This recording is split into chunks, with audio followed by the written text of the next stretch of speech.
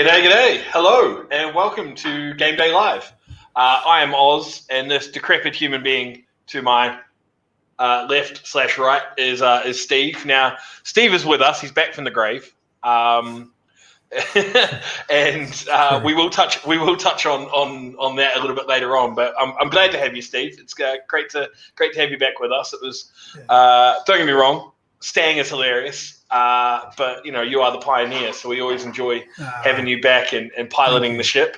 Welcome to this is week 6 of Gameday Live. We've got some great action lined up. The O's are finally getting their first game this week. It looks like. Well, so, in line with the Scottish League as well, like the Saltire start this week too.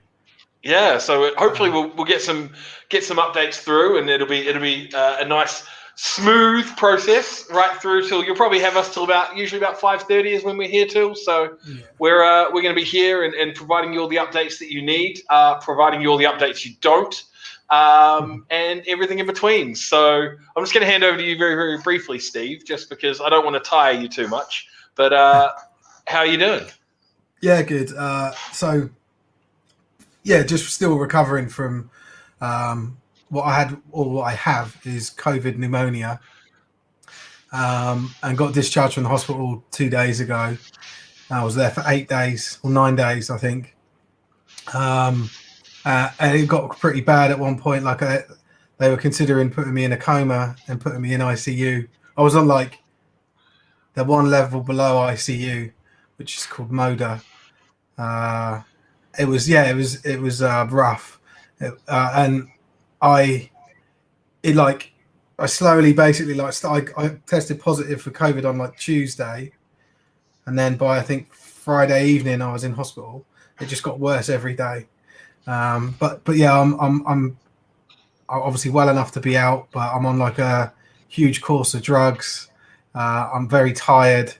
My breathing, my speech is impacted by my breathing because I have to breathe differently because of my lungs. Very, very lucky. I feel very fortunate to be out of hospital and to have had the care that I've had. It was I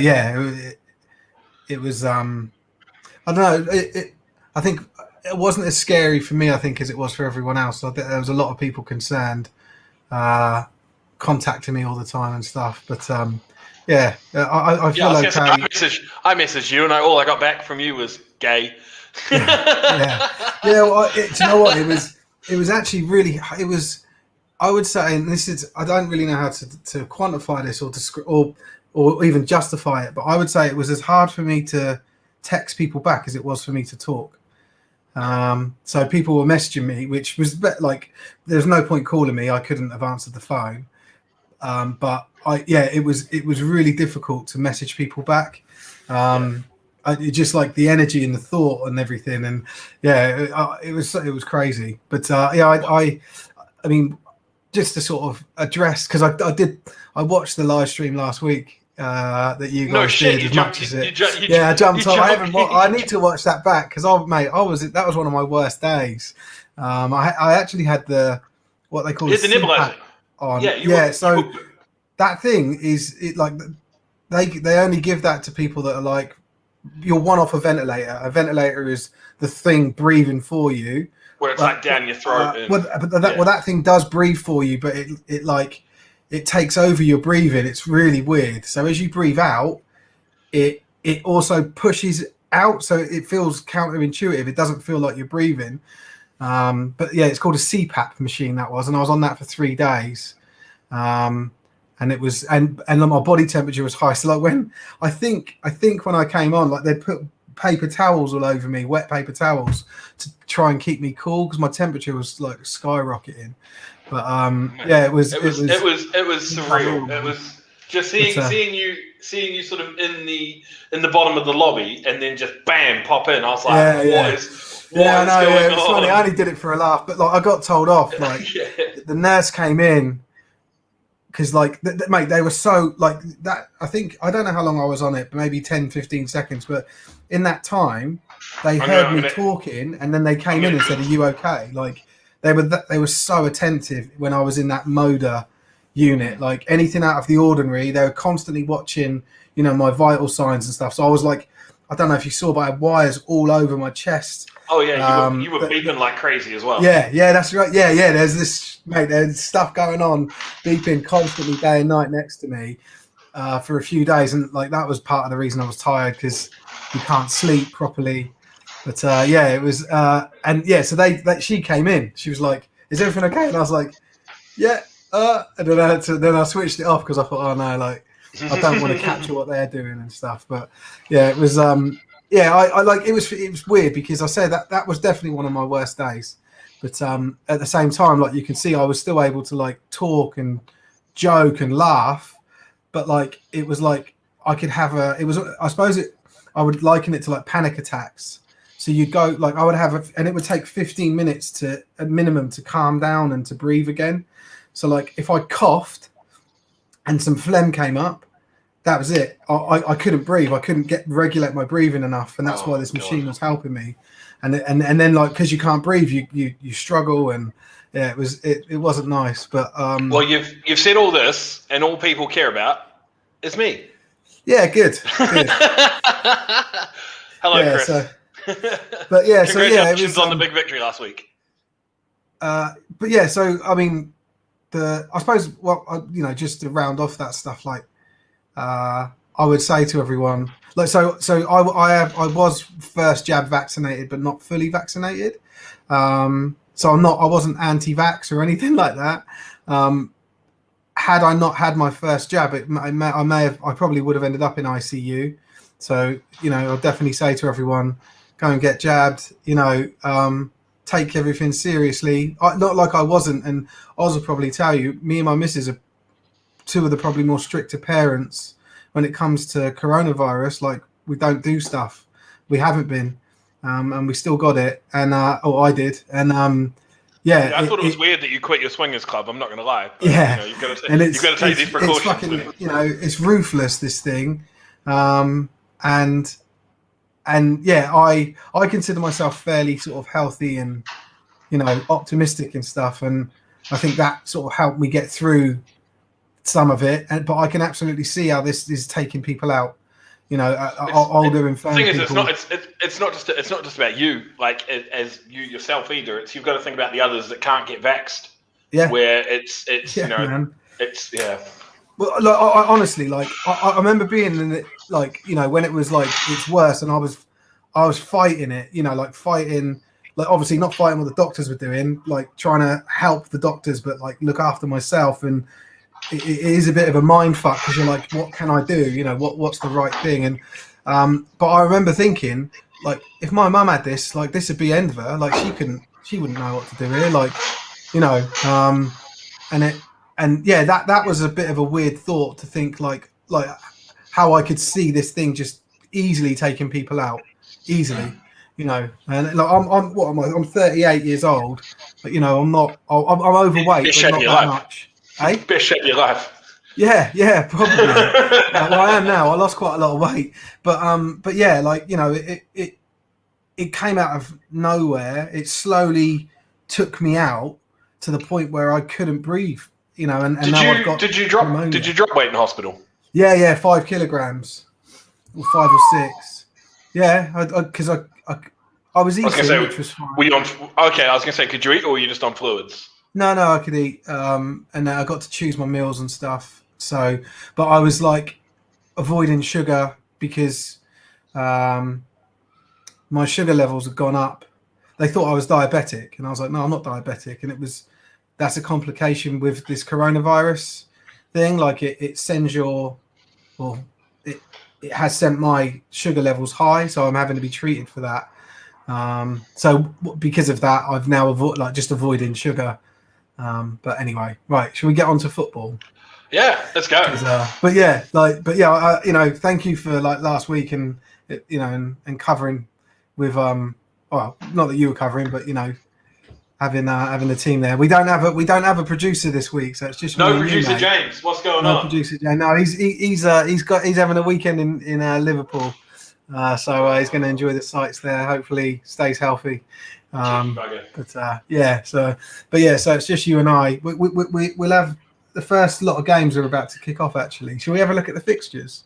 Yeah, I'm just going to finish my lunch very quickly Okay, because, cool. as you know, I had technical issues, so I'm just Yeah, I'm going to drop out very quickly so I can just chomp this and not have to hide from screen.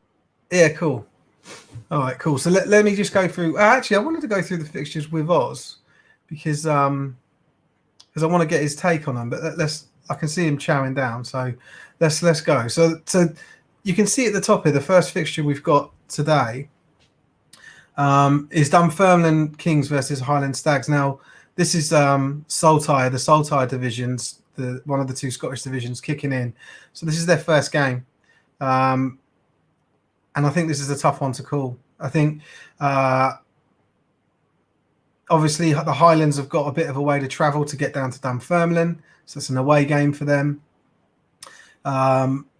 Both teams are, I think, as established as each other. So that one really, it's for me, that's like a finger in the air. I have no idea how to call that one. I was literally thinking, I was like, I know next to nothing about either of these teams in reality. So anything that I say, I really think that the offense, it's all bollocks. Like I could make up narratives, but I know next to nothing about them. So no, and I stand to be corrected, but I'm fairly sure both of them are the same age. Like they're both in their first year of football, having done an associate process. I'm fairly sure they came through it together. So yeah.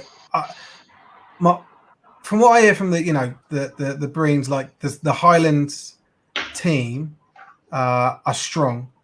They've got good catchment. They don't have much competition. Dunfermline is in a very concentrated area for Scotland for teams. You've got a lot of teams within the Glasgow, Glasgow, even to Edinburgh area. That's mostly where they all are, apart from Highlands, and you've got the Roughnecks as well, Aberdeen, but they're pulled out. So it's often said that the Highlands, like the Highland team, have got a lot of good players that are hard-nosed players, like really tough players. I don't, it's just conjecture to me. Really. It's narrative. We don't really know. Yeah, exactly. Yeah. So that one I can't call. The next one. The Buffer Central East. So this is a reverse fixture because we had this. I want to say 3 weeks ago. We had the Alphas play the Bombers. 10-3 they won. Yeah, and it was the Bombers took a lead, and if I remember rightly, it was coming out of like a rain delay. Was then when the Alphas came and scored 10 points unanswered in the second half. Yeah, that sounds right. Yeah. Now I've sort of adopted the Bombers a little bit. Just I know that's exactly what I thought when I saw this. You tell us why have you started liking them so much? They've got a great social media team. That's predominantly it. Is they've got a great social media team, so we get consistent updates. Old mate who runs their Twitter account he's got bants. So he does. Yeah, so I'm sort of an honorary Bombers fan. So I'm hoping they can pull it out. Obviously, the Alphas took the last fixture, but you never know. I think pretty much for the same reasons. I'm probably not as romanced by them, but I'd like to see the Bombers split the result and they take a win. Yeah. And I don't. Do you know what? I don't have anything against the Alphas. Like I don't like that. They're a new team. I quite admire the Alphas. Performing well. They're performing well for a new team. It literally is just I don't know. Yeah, the soft spot developed to a point where I think the Bombers are a good side. I think they've put in some good performances, and it'd just be I think it'd be nice to have them take this one, and I'd like to see them win by a couple of scores as well, rather than it being just like a single score game. I don't know how realistic that is, but we'll see. I'm more than happy with a 10-3 response. Really? Yeah. Okay, cool. And then let's move on to the next one in Central East, which is the Knights versus the Lightning. Now, the Lightning have played. This is their first game, from what I understand. Their first official game. I think they've had a scrimmage that got stopped, and this is their actual first game. The Knights are good for scoring. They went 21-18 against the Caesars, and 14-6 against the Caesars in their opening game. The Caesars arguably being the best team in this division, right? Right. So I think all signs point towards a fairly comfortable Knights win today. And I'm concerned that this could be a candidate for an early finisher as well. I don't want to be pessimistic about this stuff, but it's happened so much lately. Last week, I think there was tons of them. Wasn't there? 3 games that finished early. Yeah, there was. And it just feels that there's like a pattern developing where teams are like, well, we'll throw the boot in early. I'd like to think that South Links is a new team trying to prove something and are gonna, do their best to keep playing. I just got this air of pessimism about early finishes. It's highly possible, unfortunately. Yeah. So anyway, who have you got for that? At the same time, we could very easily see someone turn around and for that division, and so for South Links, you could see them come out and just blow the doors off and give Northants a really competitive game. I would love it. Because we haven't seen them at all, I'm not willing to write them off yet. Right. Okay. Yeah, I am. I am. I'd like I said, maybe it's just an air of pessimism about me, but I just don't think they're going to be up to standard. I think the Knights are going to trounce them. Hey, Grant. No chance. He reckons the Knights are going to bury them as well. Yeah. So okay, cool. Then down to. Oh, sorry, wrong. Let me close that one. So the thing that gives me hope is the fact that the Knights are 0-2 as well. So the Knights, but they're 0-2 against the Caesars. Yeah, both times. And they gave the Caesars a run for their money the second game. Both games. They only lost by 8 the first game. Yeah, you're right. Yeah. So I think if the Caesars are the standard in that, the top standard in that league, which I think quite reasonably you could consider them that. The Alphas have run them close.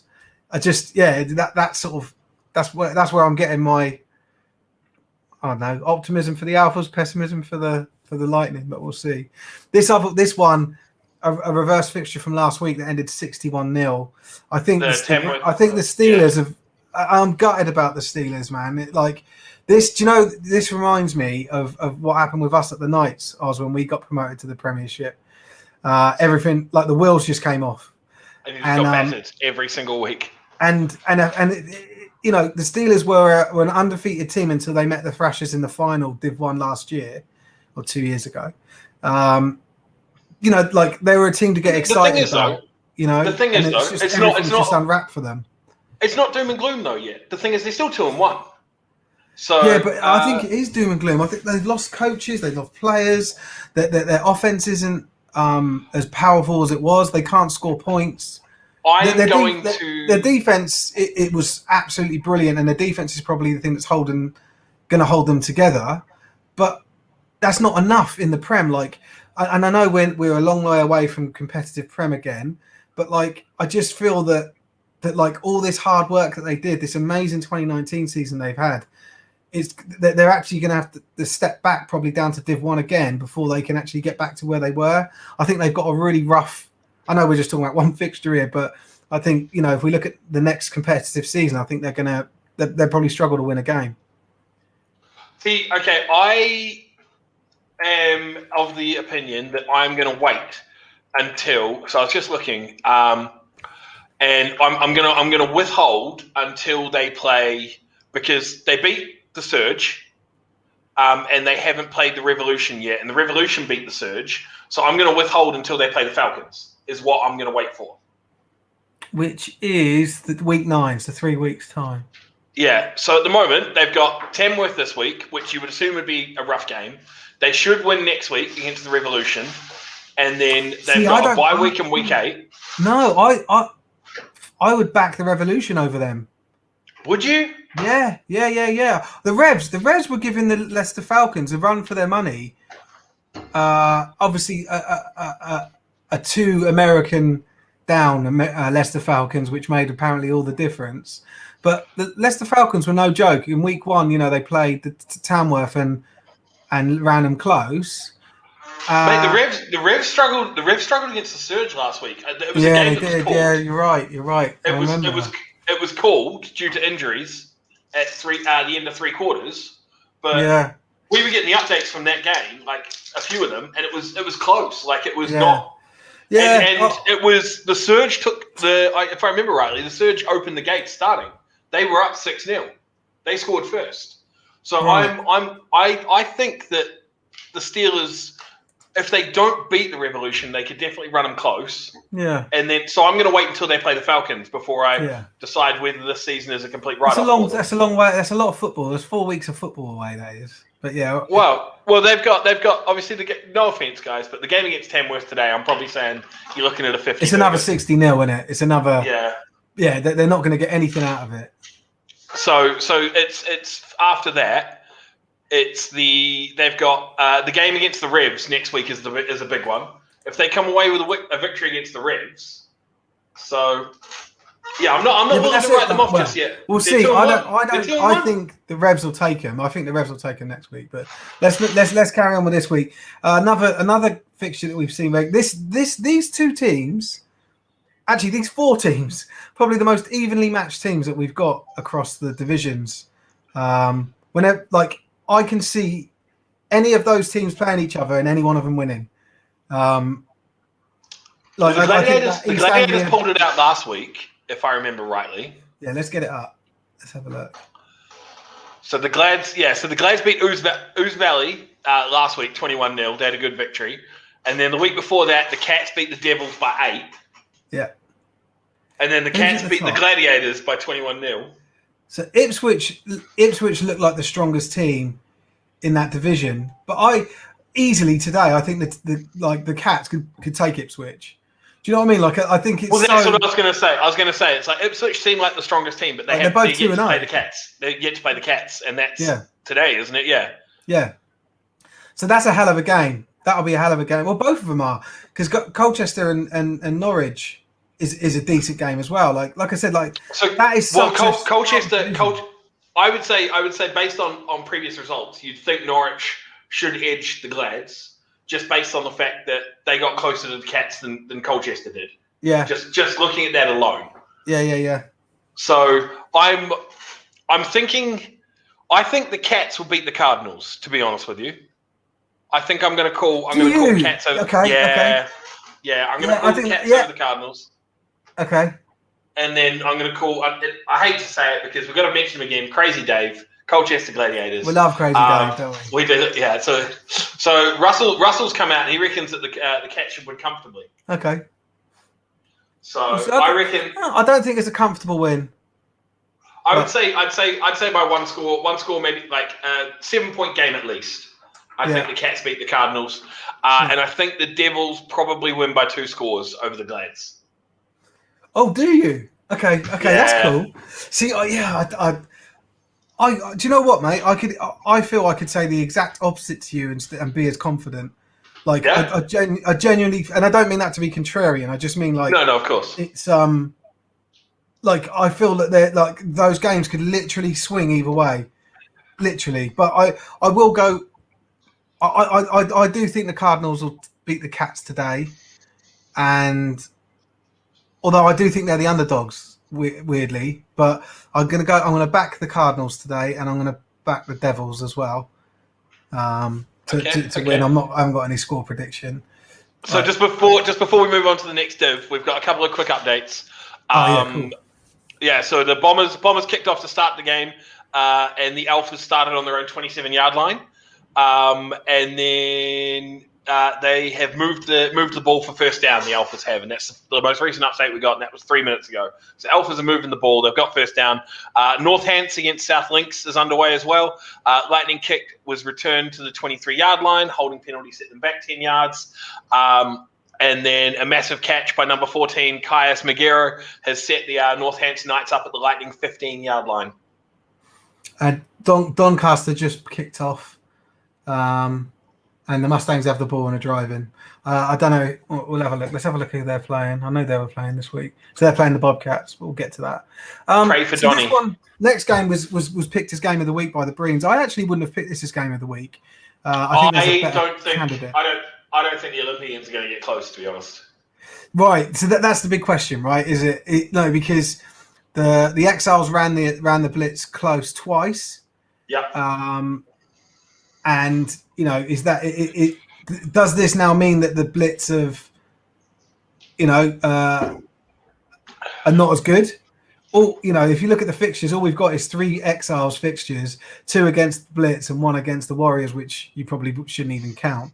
And now now we're into it. So that's the big question, right? It's like, have Kent raised their game to the level? Oh my God. So cheers. Thanks, Michael. Gray has just explained. It's just told us that the Alphas are 8-0 up already. So that's that opening drive. No, Bombers, no. Yeah. So your Bombers are going. They're cool, bombing. Thank you for that. Yeah. So that's the question. I was like, are we convinced enough? Well, it doesn't sound like you are that Kent's performances show a falling grace from the blitz. That's it, right? Like, have I captured that right? Yeah, I don't think. The thing is, like, even if the blitz are dropping off, I still think there's a clear gap between the blitz. What water bottle's that, by the way? That's not flashing. No, yeah, this is just another one. My other one died while I was in hospital, so I need to charge it. It's over there.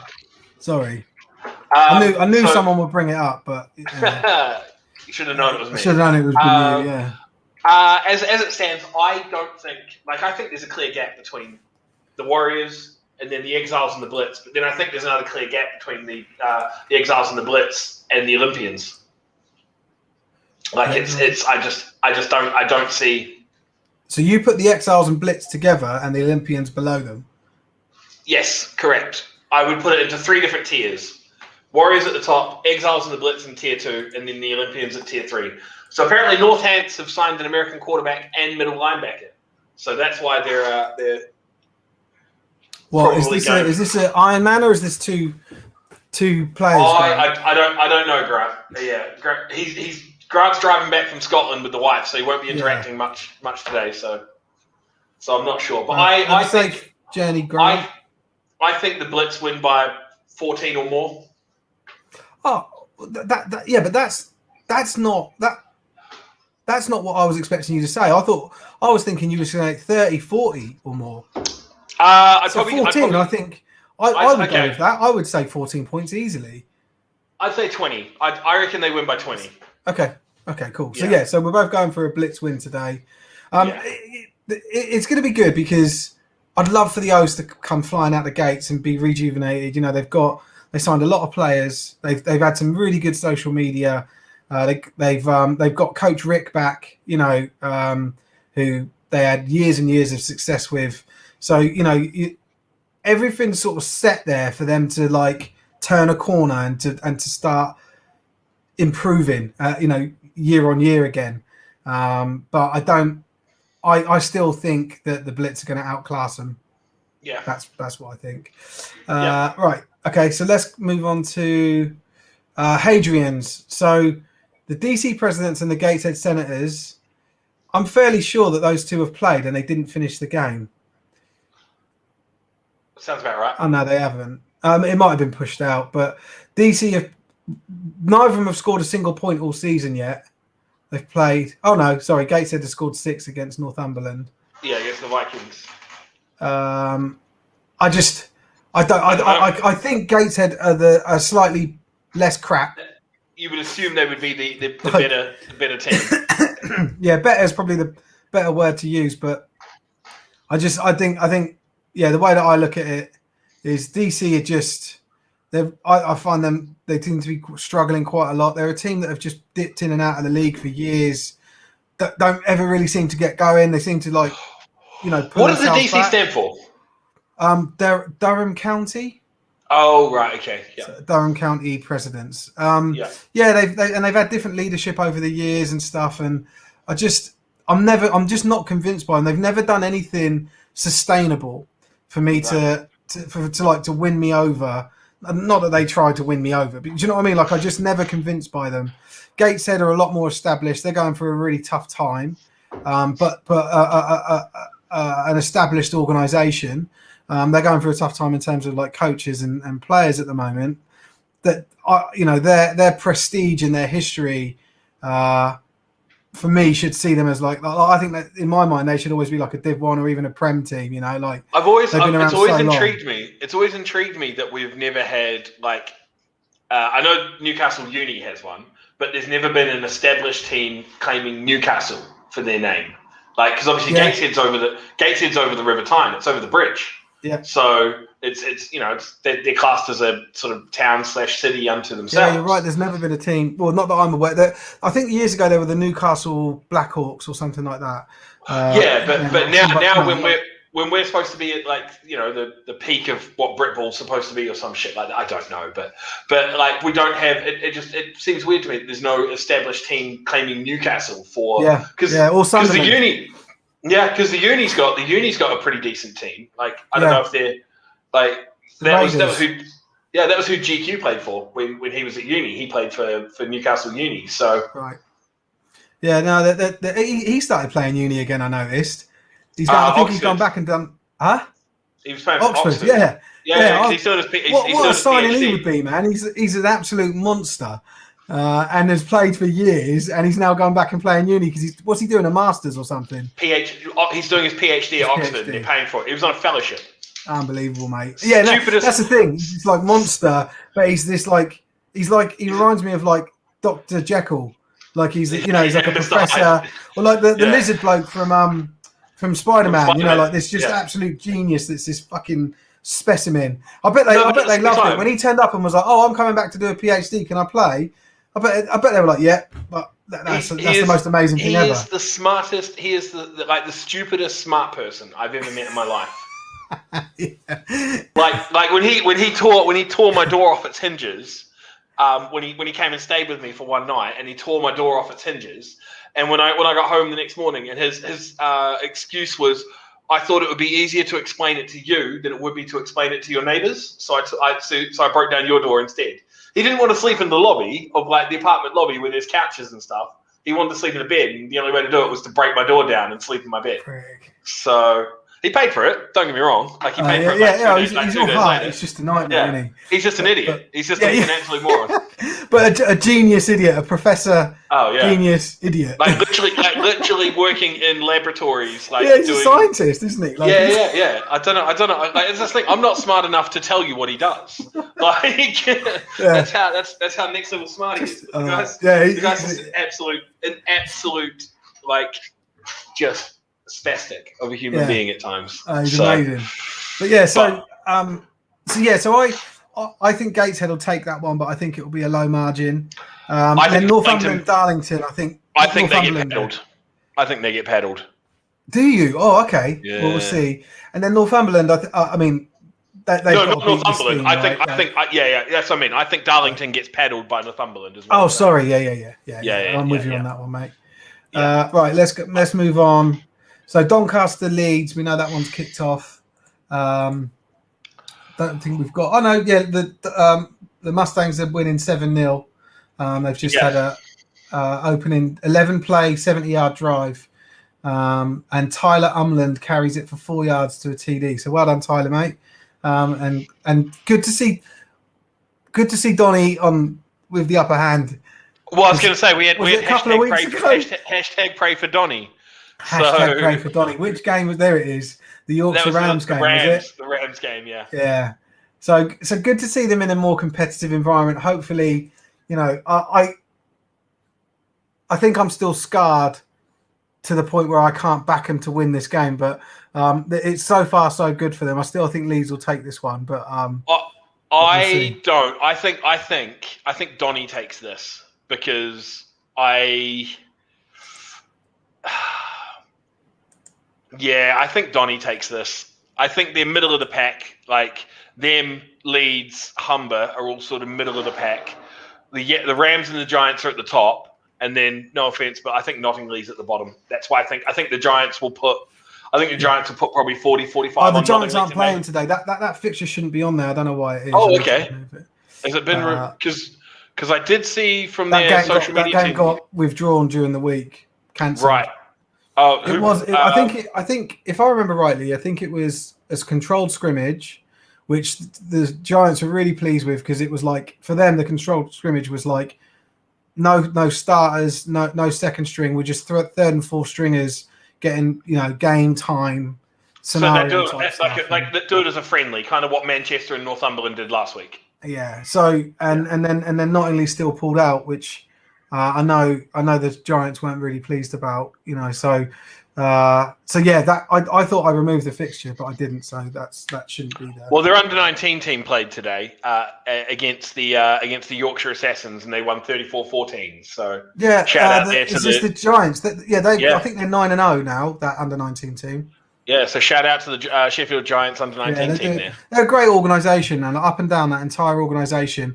I see them on like a similar trajectory to what the Titans Manchester were a few years ago. I thought you were going to say that. Yeah, like they still have got. I mean, Manchester have just done year after year of great decision and progress.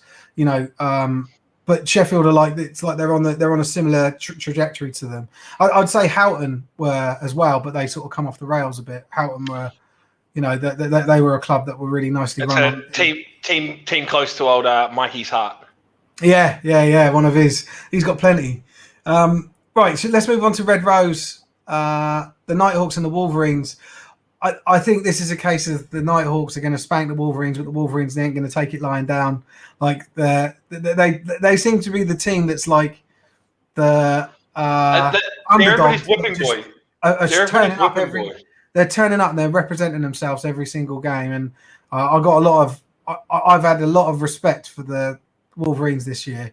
They've just like, especially let's have a look at their results because they got paddled 83-0 by the Titans. That's it, yeah, at the beginning, and they didn't give up. They kept playing and they never moaned about it. They came out last week, or no, actually a few weeks ago. Sorry, about 3 weeks ago, and they put a beating on the Spartans. Yeah, well, what does that mean though? Like that team then folded. I don't know that that's a. So we've got a victory. Yeah. So the Nighthawks had a big sort of shootout with the Romans, which is interesting, right? Because obviously you say the Spartans folded, so the Romans and the Spartans were close. That's unreal. 15-20, and then 49-40 between the Romans and the Nighthawks. So what are we thinking then against it? I'm cool. Like the Nighthawks should win this. Like I believe that they are. I think the Nighthawks will be more than competitive. I think the Nighthawks will trounce them. Like I think it's 40 odd points to the Nighthawks, maybe in the teens for the Wolverines. See, I was thinking it might be sort of like 40-20, like 42-21, something like that. Right. Okay.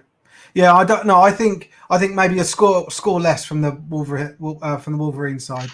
Right. So we're talking sort of like. But I want to sort of heavily caveat that with like. I've got nothing but respect for these Wolverines. Like their spirit is exactly what we've needed this season that we haven't seen much 100%, of. 100%. Like that's like, and I think, is it the Railroaders that have done it too, or have the Railroaders pulled out of a couple? I can't remember. I think the Railroaders have been railroaded a few times. Yeah. But yeah, I mean it with like respect. I just can't see the Wolverines doing anything with the Nighthawks today. But everyone in Britball needs a little bit of what the Wolverines has got at the moment. A desire to play and a desire to the metal that you show. The metal that you show for your very week one game to go down to lose 83-0, right? And there's so many clubs that would have lost by half of that. And then they would have been like, you know what, our season's done. Yeah. So massive respect for the Wolverines. So this is we got another update though for Donny. So Taylor Umland has thrown a 61 yard bomb to Ray Robinson, who scores again. So they've Cool, right? it looks like they've linked up. That's they're just destroying the Bobcats. So Donny takes a 14-0 lead. Come on, Donny! Pray for Donny. Work. If you pray for them, then you get what you asked for. Good. Good for them, man. Yeah. So just moving back to this Southwest. This was my game of the week when I looked at the fixtures. How could you not pick this for game of the week? Cornwall versus Bristol. Based on how Cornwall and Bristol have both played the last few weeks. Yeah. Yeah. I'm gonna have a word with the Breens. Let's just get it up. But that Cornwall have just been Bristol have competed as expected. We already said it, Jordan. I reckon the Blitz beat them by about 20. Steve reckons they beat them by more. Yeah. Pay attention, Jord. So I think the Apache have performed at the level that everyone expects them to, do really well. Teams have been backing away from them, trying to rearrange fixtures and generally piss them about because they're the powerhouse in the league. The Monarchs came into this as a new team, really. Yes, they were the Sharks. They've had a rebrand. They got a complete restructuring, and no one expected. There was a minimum level of expectation in terms of performance from them, and I think they're currently undefeated. Right? Let's have a quick look. Yeah, they're both 2-0. I was going to say, if you're going to use anybody as sort of a reference point, use the Trojans, right? So yeah.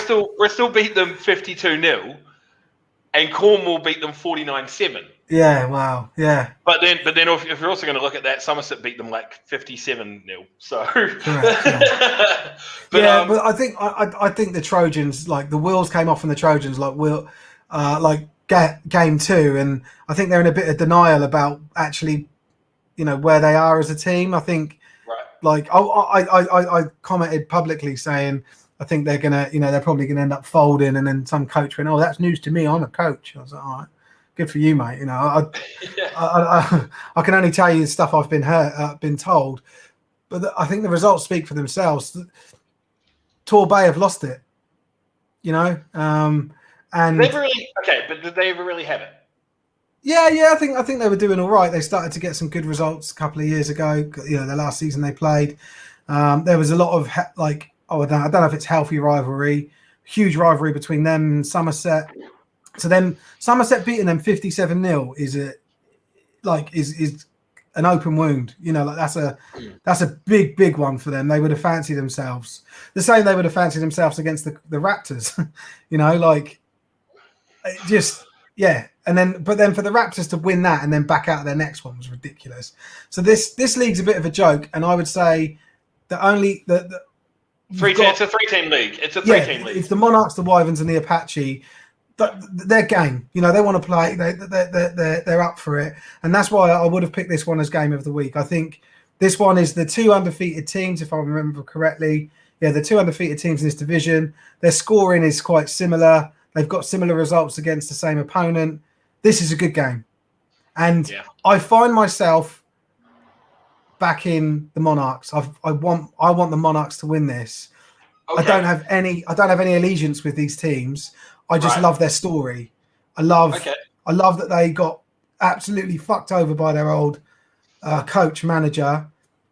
They took everything back over from him, rebuilt, rebranded, restructured that entire organization, and they're competing, and I love that. So just for that, I suppose that romance, that story, I want it to continue. I want them to just keep getting success. Well, the Bombers and the Alphas game is living up to the nickname I gave it last time with Punthorpe, purely because it's a lot of 3 and outs still. We had that first touchdown, but then it looks like it's just exchanging of 3 and outs. Shame. So, we're going North Hants versus South Links at the end of the first quarter, 0-0. All right. So and then so our last couple of games, let's have a look. So we got Thames Valley, the Hornets versus the Blitz B. I've heard that the Love Island guy is now out of Love Island, and he may be back playing for the Blitz B. No, I don't know about that. I reckon. Well, I find myself back in the Hornets here, and I don't know if that's even blind faith. Yeah, I think it might. There's just not much between these teams. So it's quite interesting because I think I'm probably going to back the Hornets as well. Yeah. Because the only point of reference that we've really got, right, is they both played the Saints and they've both beaten the Saints. Yeah. But everyone, and this is Saints, like the Saints are the whipping boys of that league. Yeah, I know, but you say that, but the Saints beat the Stallions. That's my point. The Saints beat the Stallions, but the Stallions tied with the Blitz and then also beat the Blitz. So this is why it's like everything. I shouldn't have said they're the whipping boys because I forgot about that win last week. Yeah, that's a hell of a win. No, that's not right. That's wrong. That's wrong. That's wrong. That makes sense because I remember calling that game last week. I need to change this. Yeah, the Saints did not beat the Stallions. No, the Stallions definitely beat the Saints. Yeah, I was as I was saying it, I was like, the Saints beat the Stallions. And I was I don't think they did. Sorry, that's me. I where I've been in hospital, I had time to mess with the data, and I knew there was some stuff I needed to do. But yeah, so I think I don't. I think the Hornets. I think the Hornets win. Yeah, but I think there's a few teams in this division that are quite close. Like they're quite tight. Thames Valley's quite tight, and I don't think there's much between the Cheetahs, the Hornets, and the Blitz. See, I would probably put the Cheetahs closer to the Stallions, to be honest. Yeah, well, definitely. But I said there's not much between it. But for me, the Stallions are the best team in that division. Yeah. All right, then. This one, I think they've played already. And I think the Swindon Storm won. Let me just check. Yeah, 42-0. They both played last week. Swindon won. The Knights lost. Yeah, I think this one's pretty much decided, right? Like foregone conclusion. I'd say, I'd say 42-0 is probably a pretty safe. Well, yeah, but I don't know. The Storm are away. Yeah. What do you think? 50? I don't know. We'll see, man. I'm just checking because I've got some messages. So let's get that down. One thing I wanted to, and I did share a post about it, but probably a bit late. One thing that, sorry, Oz, didn't mean to remove you then. One thing that we're able to do, and we tried it last week, is if you're at a game, we can send you a link, and you can go on your mobile phone and film yourself, film. We did it with Ollie. The game. We did it with Ollie last week, and it worked really well. We got the audio perfectly. Everything was fine. And so if you're at a game and you want to pop on and say hello, you want to tell us what's going on, you can interview someone if you wanted to, or you could just film the drive and tell us what's happening. You don't have to worry about being like polished or anything. It'd just be cool. It was a really cool dynamic last week when we jumped to the game a couple of times. So if anyone's out there that's at a game, message us. And what I'll do is I'll drop off and I'll tell you how to get on here. It's literally just a link that you visit. There's no app, there's no software. And it'd just be quite a cool thing to add to our repertoire of coverage. Sorry, so Russ reckons that Cornwall at home might just nick the win. So he's in line with you. And Glenn and Russell both want to tell you that you were wrong with your data and that I was wrong with my statement. The Saints haven't won. So we've got a touchdown. We've got the Cats up 6-0 over the Cardinals in the first quarter, and the Northampton Knights. So QB number 12, Nick Rizzuto, with a run pushed out of bounds at the Lightning 24-yard line, and then the resulting play is a 24-yard touchdown pass to number 4, Cam Young. PAT no good. So the Knights take a 6-0 lead over the South Lakes Lightning, and the Cats are up 6-0 over the Cardinals. Yeah, Vikings are up 8-6 over the Steam. Samwell are down 21-0 to Tamworth. That's going to get out of control really quickly. Yeah, that's like. That must be a score every possession. Well, not even that. They probably scored on specials. What was the Vikings Steam score? Sorry, 8-0? 6-0? 8-6. 8-6. Oh, okay. On Darlington. Yeah, so we got some updates coming through now. That Tamworth game, I definitely think, is going to get out of control. Yeah. Very, very quickly. It almost is now if they're up 21-0 already. Yeah. So got a feel for them. The Steam. Are you doing the ticker? I am indeed. So the update for the Cats touchdown is a touchdown pass to number 20. From number 20 Mark Rivet to number 13 Ben Bingham. Extra point is no good. So yeah, the Cats take a 6-0 lead over the Cardinals. Cool. I'm just going to pop up that comment there. Sam will need to sustain drives to stay in the game. Are they turning it over? Is that what's happening? Yeah, if anybody's at the game and can let us know. But I mean, I would. That's a pretty generic statement there, Russ. To be honest, it's generally if you want to stay in any game, you need to sustain drives. But with this one specific, it's true though. Like I'm trying not to be a dick. Yeah. Like I needed to think of a way to word that without coming off as a sarcastic ass, which I don't think I did a very good job of. No. So apologies, Russell. But yeah, definitely it's for this one, especially because what's the mercy rule? 35. Apparently, but it's not been well enforced this year. Right. But yeah, 35 points. It should be 35 points at any point in the game this year, but apparently that's not been happening. Because maybe your best bet is obviously you're always going to want to try to sustain drives throughout the whole game. But if you can start stringing some long drives together once that, because you are going to lose by a decent amount against Tamworth as the Steelers. And if you can maybe link together some long drives after the mercy rule is kicked in, then you can run the clock out and the scoreline doesn't look as bad. Maybe that's what your plan is damage control as opposed to we can win this because you probably can't. Yeah, but is that what you want to hear from a head coach telling you, let's just try and keep the score down, guys? I can't see why. I don't know. I would want to hear let's at least get one. So I've been in games where we've had blowouts. Yeah, and we've literally been told like, look, the score is bloody heaps to nothing. Let's have it bloody heaps to 1. Yeah, sort of thing. Where the coach is like, don't worry about, we're not going to win. Like he said it to us sort of, cold. He's like, look, we're not going to win this. It's no longer about winning the game. It's about winning the next drive. It's about winning the next sequence, the next exchange. Get some points on the board. Play for pride. Like. Just even look at executing. Like this is going to be the best opposition that you're going to play in God knows how long. If you can execute against them, you can execute against anybody. Mm. Yeah. So yeah, I get that. Do your job. To quote the great Bill Belichick. So the Lightning are back at their own 10 for a third and forever. After a massive sack by Northants number 31, Jonathan Creek. Resulting run goes nowhere, and the punt is incoming. Jonathan Creek, wasn't that a British TV show from some years ago? Yeah. That's what I thought. Old mate who knows. Updating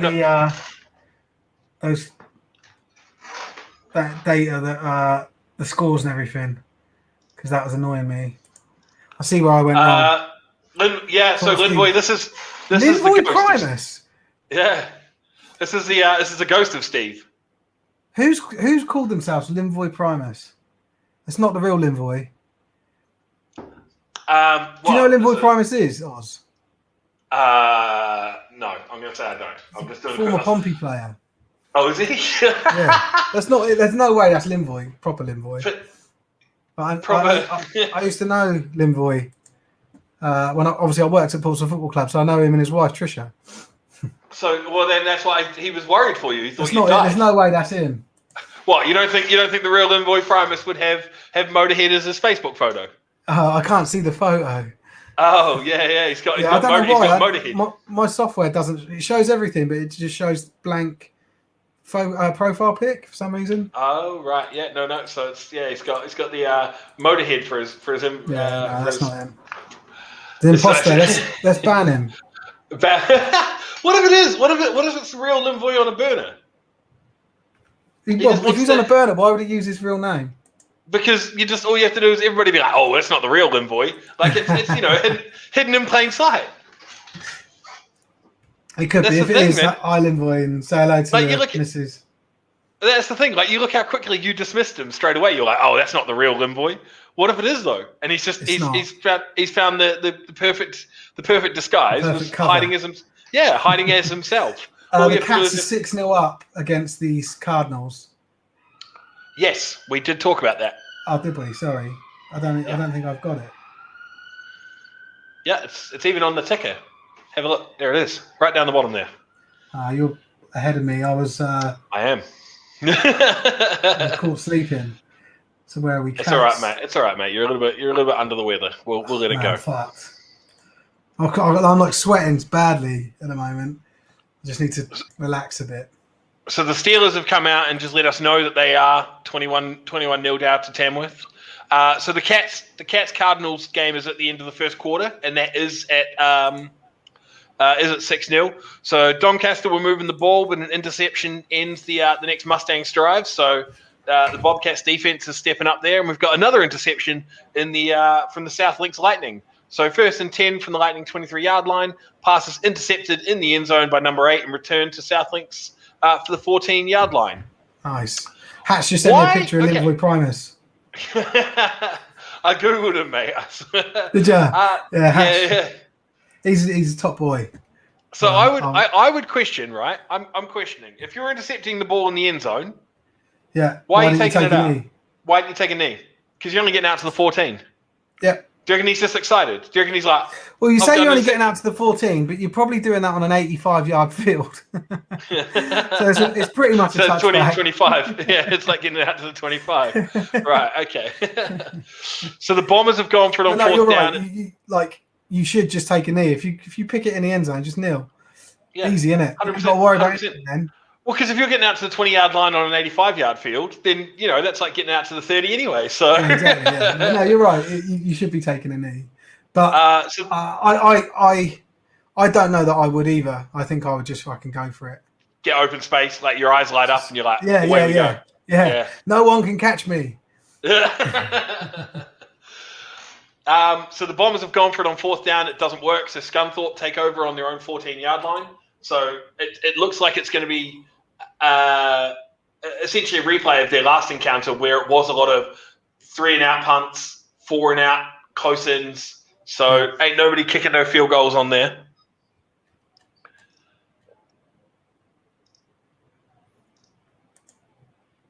So the Bombers get into the red zone thanks to a 15-yard penalty. Can't capitalise on 4th down, and the Alphas take over. So still 8-0.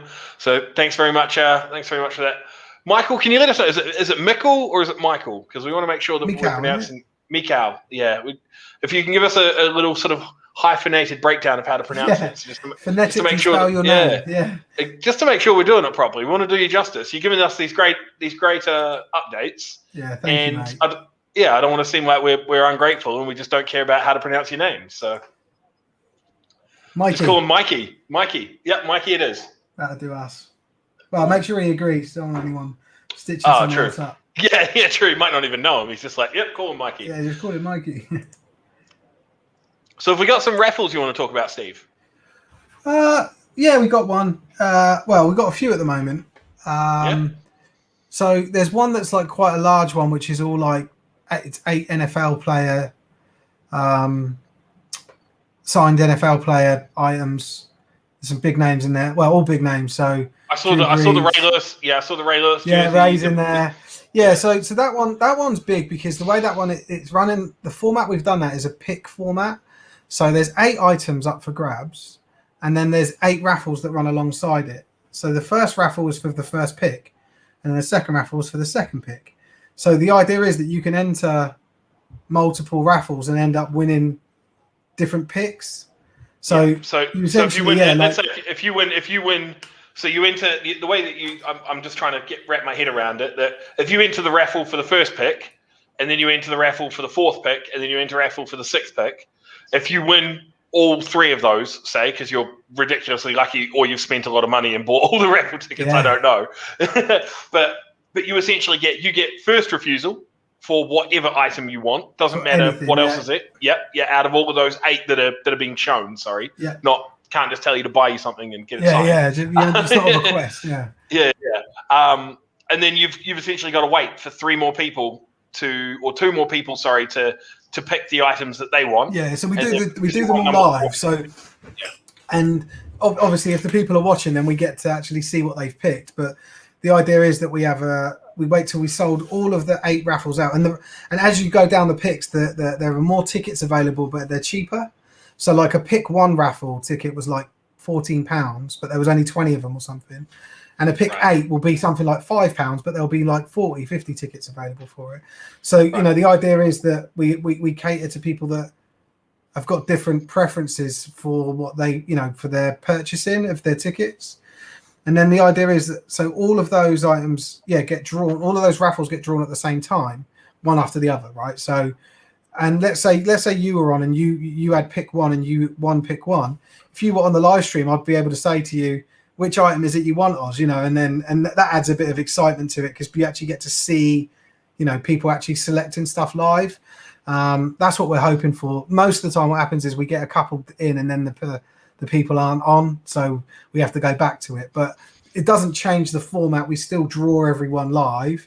We just go back and say, oh, these are the things that they picked, But that's really cool and it's exciting. Like I love doing that as like format wise. But the bottom line of it, the whole point of it is that it puts money into the Amelie Fund, and the Amelie Fund is there to help the game grow and help sustain it at the moment as well. And so, between the Amelie Fund and Hail Mary Hits, which we now own, and over the last couple of years, we've put over £60,000 into the sport, and I want to just continue that, right? So these 8 raffles pulled together, I think they raised something like, I'm going to pull this number off the top of my head, but it's between £1,500 and £2,000 of funding. So like that's pure profit that then just gets converted into let's give it away. It goes to a team for someone to be able to buy kit. Yes, well, and what I've done at the moment, just while we're sort of rebuilding everything, and we're about to relaunch our brand, I've limited it at £500 a team. Okay. And so we gave out £500 to about 4 or 5 teams recently, and harped on about that, and I love it, right? Because you'll know the more personal reasons for me, but I want the sport to grow. I always wanted to buck the trend of everyone taking money away from the sport, and this is a huge part of it, because we're able to raise money in a way that's legal, in a way that's fair, in a way that's fun, and in a way that actually materialistically makes a difference to teams. So that's the thing with these raffles. The way that people need to look at it, right, is yes, you're spending money, right? So whether you're buying a ticket to get one of these picks, or whether you're buying a ticket for a specific item. So the thing is, you're spending money, and people spend money. Like I know personally, when the NFL season comes around, I chuck a couple of little accumulator bets on each week of over-unders and things like that. Like it's money that I'm just dabbling away. But if I get something back from it, then you get the item. But at the same time, you also have the opportunity of the money that's going into this is going back into the sport that we're all playing, or most of us are playing and we're enjoying. And it allows teams that may have not had the position previously to be able to ensure that they've got a youth setup, or if they wanted to look at having an under-19 team or something like that. Like this is because I've noticed that they've been some of the big beneficiaries that we've had for some of our bigger donations. It's been to like youth and under-19 teams. The Hail Mary Hits contingent community are very, very focused on that money going to youth growth, development, grassroots, which is great. It's where it needs to go. And if you look back through like the history of the money awarded, there was one club at one point that got £5,000 from this, from this structure, and that money, that money came from people, buying raffle tickets, having a genuine chance of winning. Everything's like above board with it, and it's interesting because there's definitely a negative stigma around raffles and that type of fundraising, and there is a lot of people out there that organizations and people that have set up structures that are dodgy, that they'll say, oh, can you enter this raffle and do it as a friends and family payment, for example, because they're not a registered company, and that really, I think, really taints the whole thing. We are a registered company. We've got an accountant. We have to declare every single ticket sale, every raffle that's drawn. I can hand on heart tell you that 100% of the profit goes to the good causes. It has to. One, because I say it's a company, but two, it's also in my daughter's name, who passed away. And like, I wouldn't. Well, if I did anything dodgy with that, my missus would kill me. You know. Yeah, and you'd have to be a pretty low human being to take. I've tried to set this up with the highest level of integrity possible, and like, so even things like who we source the things from. Like, I don't go and buy things off of eBay. We've got manufacturer agreements with suppliers in the US that cost us more money because we have to get things shipped over and pay customs and VAT. But that's, again, all paid, all above board. So like the integrity of what we do within the market that we're in, it couldn't be any higher. Like I would consider us the de facto highest standard in this raffling thing, so I just like, I think it's important to get that across, because I think so many others are able to cut corners and get away with it, and we don't, and we won't, and we want to do everything properly for the sport. And there's more to come with it. We're looking to do like a revenue share thing where if clubs help us sell tickets, we'll give them 10% of the money they sell. This is definitely something that we will high horse about, though. Like, it's because it's something that I know you personally take a lot of pride in.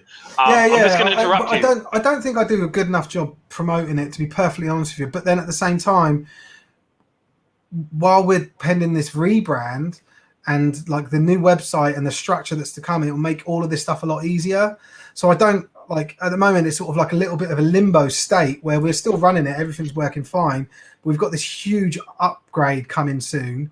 We'll have really good promotion for it. We're going to have all these challenges where we give out cash to people, and so pretty soon this is going to be, I believe it will be a viable, sustainable source of income for the sport, whether that's one-off funding or monthly kickback payments to clubs.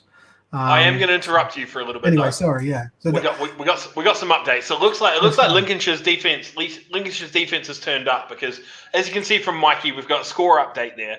But leading up to that score update, the Bombers got their first sack of the day by number 43 Sam Matthews. Then they got their first pick of the day for number 11 Jack Patterson. They took over on the 11-yard line of the Alphas, which has now led to a Bombers TD, 2-point no good. So it's 8-6 to the Alphas over the Bombers. We've got a touchdown there for the Cambridgeshire Cats. So number 20, Mark Rivet, to number 7.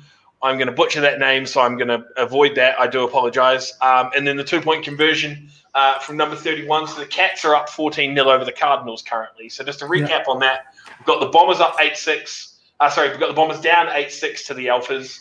And then we've got the Cats up 14-0 over the Cardinals. Colchester Gladiators, the Glads take a lead, 6-0 in the second. Kick wasn't converted, 5 minutes left in the half. So we got the Glads, they're taking the lead there. And it was number 88, Ryan Wakeling, who scored the touchdown there for the Bombers. And as they mentioned, as Mikey gave us the update, the two PAT is no good. So there is an 8-6 game there. Nice one. Yeah, that's what I've got everywhere as well. I was just sort of checking. Let me just check score stream as well. Sometimes that comes up with some stuff. So at the moment, if we look here, the only game that we've really got that's out of control, by the looks of it, was the Tamworth game. That was 21-0 last update. Yeah, we haven't heard anything further on that. So, no. But the Glads taking a 6-0 lead. That was, I think, we backed them just purely based on Crazy Dave, if I remember right. Yeah. Against the Devils. There was no like analysis. We just we love Dave. So yeah. I think I thought the Devils were actually going to win that one. To be honest with you, if I remember rightly, I think I thought they were going to win that by about a score. But at the moment, the Glads are taking the lead. So good to see.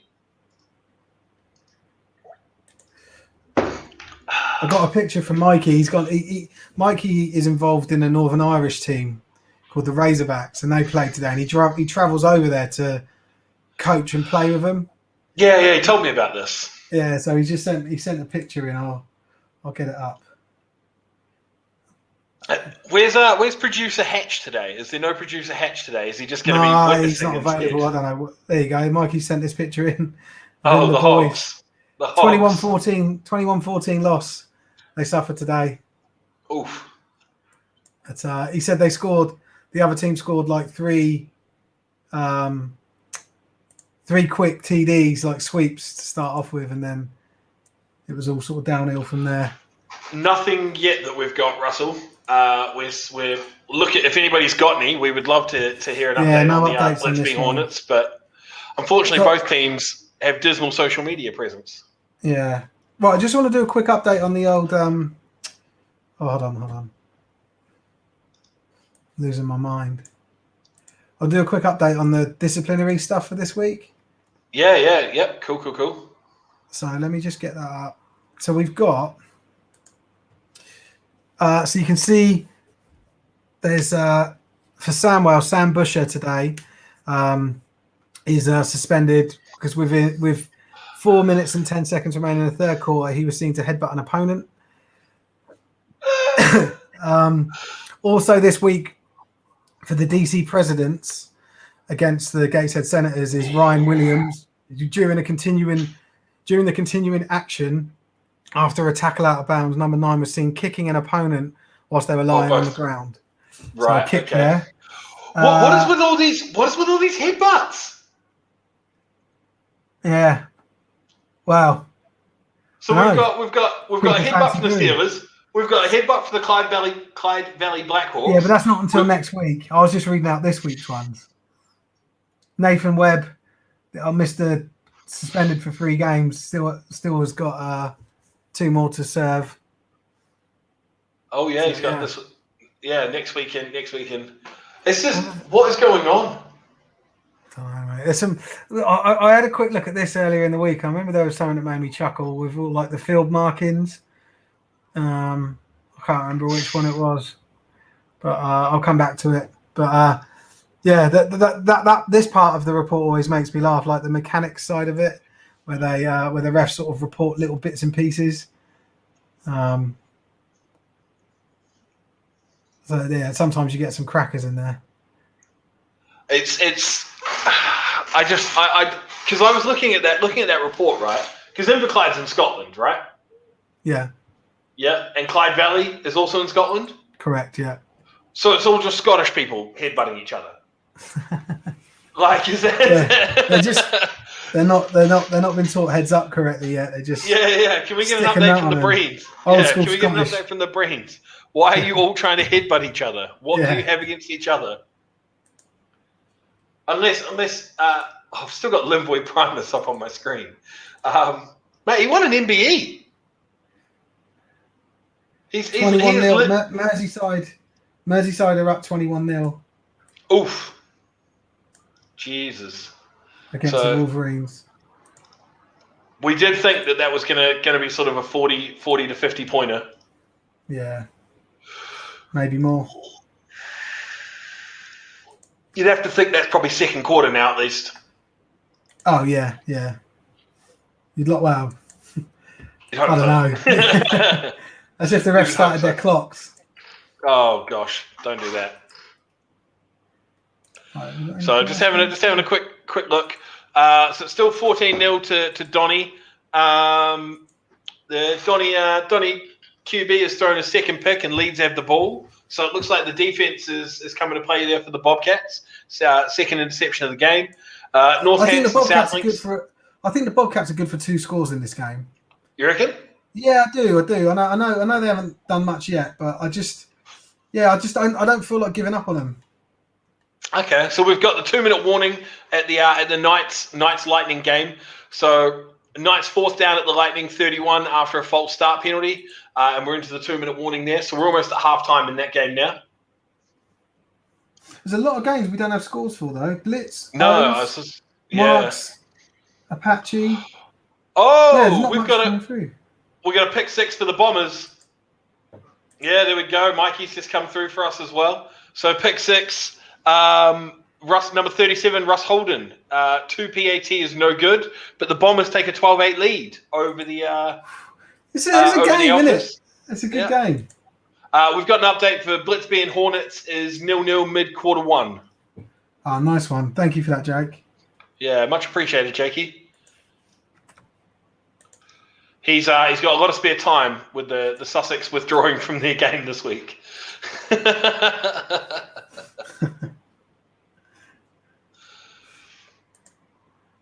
So how do we feel about that?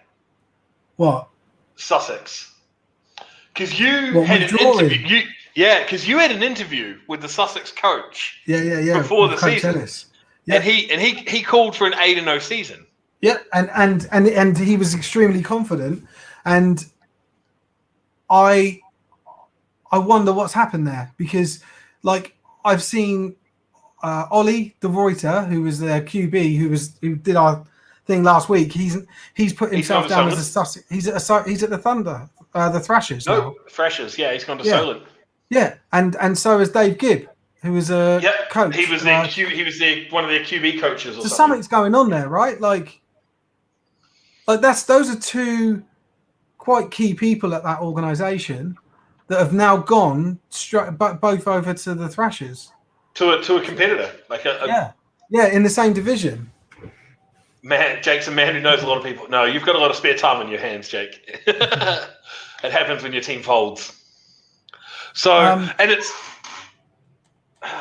very very interesting. Why? Because they had an influx of players come from the Dreadnoughts. Not only once the Dreadnoughts had folded, but in the off season. So obviously, like you said, Dave Gibbs was he went from Sussex to Solent, but he was with Portsmouth last season. He joined Sussex this off season. So he went to to Sussex. Jake, who's just been commenting, I'm going to bring him up here. I'm going to call him out. Jake went from the Dreadnoughts to Sussex. There was a few other players who went before the season started, but then when the Dreadnoughts folded, there was a couple others who went after the fact. Nick's just said, I don't think running two teams has worked out well for Sussex. A lot of people I've spoken to have said that the Sussex B team is essentially just like a reskinned Hastings. Like it's not Sussex, so to speak. It's more Hastings folded and then were brought into the fold of Sussex, and then they were like, well, we'll just roll you guys out under our banner. So, and then it's obviously the thing that I saw it kicking off in the comments after we posted that Sussex had withdrawn their game this week. People were talking about, if they got two teams, why can't you just pull someone up to play? But you've signed for a different team. Yeah, you can't. Yeah. You can do it. You'd get away with it once. You couldn't do it twice. So what's the point? No. Obviously they're not gonna. I'm very surprised, essentially, that they pulled out of a game because of how proud I know that organisation to be, and how impressed I was with them when I did speak to them in the pre-season. I like something. Like those two things don't marry up. And like you said, the head coach, Coach Ellis, was calling for a perfect season. Felt good, and Coach Ellis is a realistic dude. Like I played for him, right? Like he's a good coach and he knows what he's doing. And so, it leads me to believe that it's like noble reasons would stop him. He wouldn't do it for, it wouldn't be something like he wouldn't do a shithouse. We're not going to play because we don't want to win, because we're not going to win. He would compete, He wouldn't back away from that. And so I don't think it's that. So it makes me think they've been, they've been smashed by COVID, but then that doesn't explain why the exodus of the players and the coaches to the Thrashers, unless those people that are doing that are doing it for glory reasons. And knowing Dave Gibb as well as I do, and knowing Ollie as well as I do, neither of them would do that. Seeing as you know Dave so well, I need to tell you his last name is Gibbs. There's an S on the end. What do I call him? Gibb? Dave Gibb. It's As the in, same like he's a thing. long lost Bee Gees brother. Yeah, it's fine. It doesn't matter. So Nick's got some key thoughts that I'm just going to bring up here very quickly. So the Blitz O's game hasn't kicked off yet. So O's have just posted the preparation begins. Okay, cool. Another turnover by Leeds has led to a 14-yard TD run from Liam Sykes. So the Mustangs are up 21-0. No way. Yeah, Donny's Pray up for 21-0. Donny. Yeah, no, pray for Bobbies. Pray for the Bobcats. So I just got some things I want to bring up from Nick here. So Nick mentioned that he watched the first game Sussex played against the Thrashers, and he believed they had both squads on the sideline at the time. And he said that the second game was the Thunder squad. The difference between the Thunder and the Thrashers is huge. First game, Thrashers really took the foot off the gas in the third quarter in the first game between the Thrashers and the Thunder. And he also mentions that Coach Ellis is a great guy. Yeah. Cool. Yeah. This is big. Yeah, really cool. So Swindon Storm have gone 7-0 down to the Black Knights. Yeah, Good for the Black Knights. The source. Cheers to that, Anthony. Keep us updated, mate. Yeah, if you could, we really appreciate that. That's a big one. So they take what's that? Yeah, 7-0 up. So Nick's just mentioned this as well. So the Thrashers pretty much did the same thing in the second game in Southampton with the whole team getting a run out, and the Thunder just couldn't stop them. Yeah, but first drive of the game is that. Oh wow, good for them. Go on, the source. The source. Right, so you were just going to respond to Nick's comment, yeah. Yeah, so they ran none out of what he said explains to me why people are leaving the Thunder for the Thrashers. Right. Do you see what I mean? Like so. Yes, I don't disagree with any of that. But why would that make you go the other way and go to this other team? I don't believe those people that we've named, like I said, are glory hunters. They're not ring chasers. Like that, you know, they'll want to build. They want to contribute to an organization. They're not mercenaries. I don't really understand the point. Ring chasing doesn't really, like, I don't understand people who ring chase if they're not going to go to the Warriors. Like, if unless you're going to the Warriors or the Phoenix, I don't really see it as ring chasing. Yeah. Okay. But ring chasing.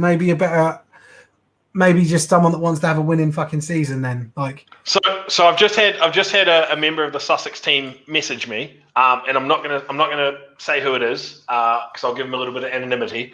But he's just said there's a lot of internal politics. No one's leaving for glory. He doesn't want to put any words in anyone's mouth though. So it just looks like that. There's a lot of internal politics that's going on there, and maybe some clashing of big personalities. It's a massive shame, man. Like I said, like I played under Coach Rains as well for years. He's the coach I've won everything under. Played in Europe up with him, America. So Nick reckons that the Thrashers have put together a premier squad. I believe that too, but we saw that before this season when they got promoted. Yeah. But at the same time, I don't know whether they'll get much above sort of the Bristol level. Well, the great thing is that they're going to be playing the O's in a couple of weeks, aren't they? So that'll be like a proper litmus. Obviously, especially if we see how the O's get on against the Blitz today. You know, like imagine that game's close. So imagine that game's close. Let's say it was a 6-point game and the Blitz win, and then the Thrashers go and beat the O's. Like that'd just be awesome. So we've got an update for the North Hants versus the South Links Lightning. It's 6-0 at halftime. Okay, cool. And then we've just got another update there from the Glads Devils game. So it just says that the Norwich Devils make a great play and end up in the end zone. The kick is good. So the Devils are now up 7-6 over the Glads. Oh, a nice close game. Yeah. So what was the halftime score, Oz, that you just gave? Yes, that was North Hants and the South Links is 6-0. To North Hants. North Hants still. Yeah. North Hants still lead 6-0. And that's at halftime. Yeah, cool. The time is 3:09 p.m. Oh, my Alexa's deciding she wants to... Alexa, stop. Sorry, guys. My Alexa decided that she wanted to listen for some reason because I said South Links. Steve Rains will be doing what he did at the Knights years ago and have a plan to eventually compete with the Warriors like the Knights did. Yeah, and that's That would have been what? That was that in the 90s when the Knights were competing with the O's, or 2000s? No, early 2000s. Right. That was when I joined them. You ring chaser. They approached me. But yeah, that's why I'm going to be playing for the Thrashers. Like, I'm going to go back and play with. Are you though? Well, if I play again. If you play again. My health is in question now, I suppose, at the moment. But True. 2004 Knights beat the O's. That's right. We've got a halftime score for the Cardinals Cats, and the Cats are winning 14-0 at halftime. Ooh. Okay, we had 14 already. Yeah, yes. It's just called at halftime. Well, it's not called, but they're at halftime now. Yeah. So we've got another 3 and out from Punthorpe, and the Bombers take over on their own 20-yard line. So that game is just a defensive struggle. Like, they are two very evenly matched teams, Lincolnshire and Scunthorpe. Yeah. And we saw that last time though, and we were like, this is why I'm a big fan of the Lincolnshire social media team that they've got. And if anybody knows them or anything, then it is something that I really want to make sure that it gets out there, that we get such consistent updates during the game. Not just us, but everybody gets such consistent updates during the game from their social media team.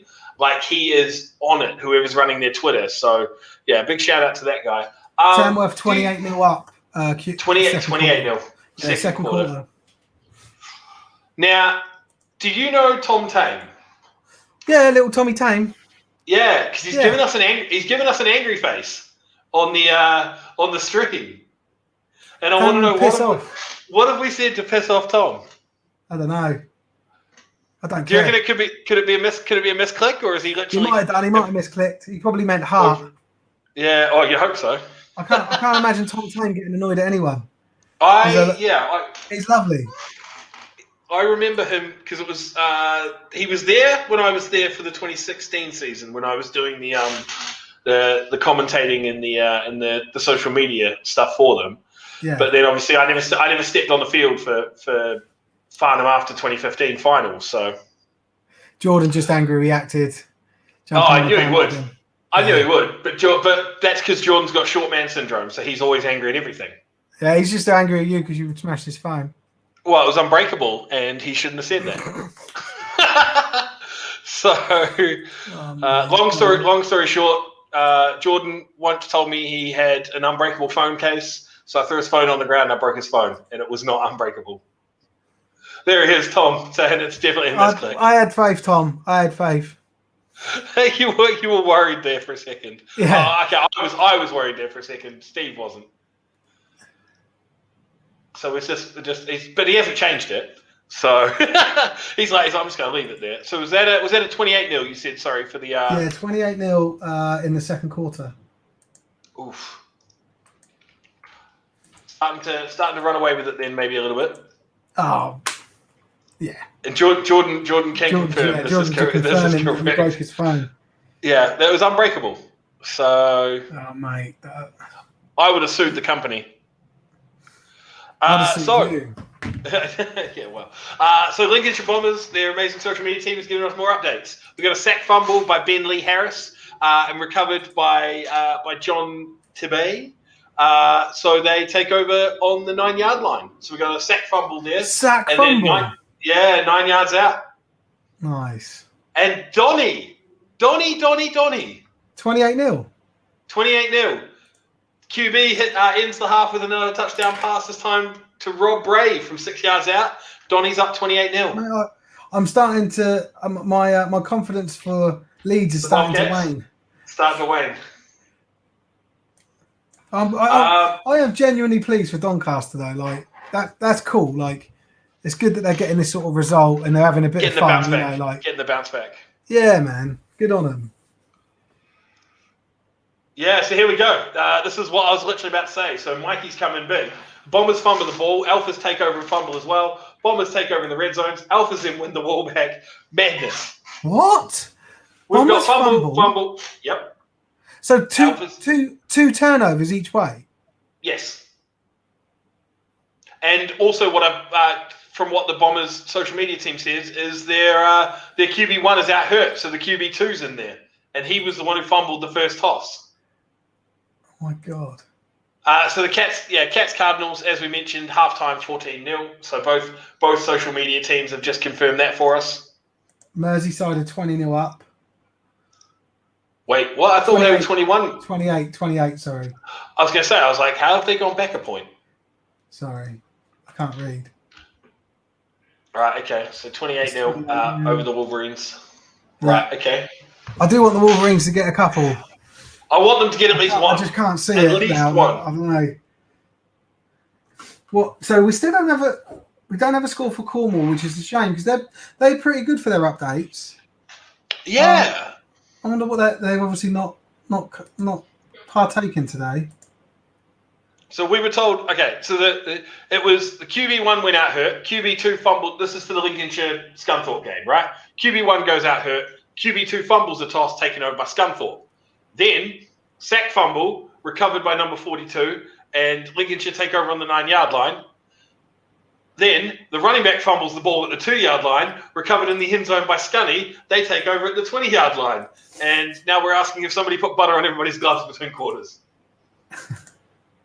And I'm not sure how I feel about the Lincolnshire Bombers calling Scunthorpe Scunny. Scunny, yeah. Scunny. Obviously a northern thing. Scunny. Sounds like an insult. Yeah, exactly. Is Lincolnshire really northern though? Like, because they're are they not? Because they're south of Yorkshire. Yeah, still anything past Southampton's northern. Oh, okay. So London's northern, is it? Yeah. I wondered where you were going with that. I'm glad you didn't disappoint. Well, for me, anything outside of Portsea Island is northern. Anything above the Hillsy lines. North. Yeah, if you're above the Hillsy lines. Anything north of the Isle of Wight, you're like, oh no, not having that. Mate, you're all northern to me.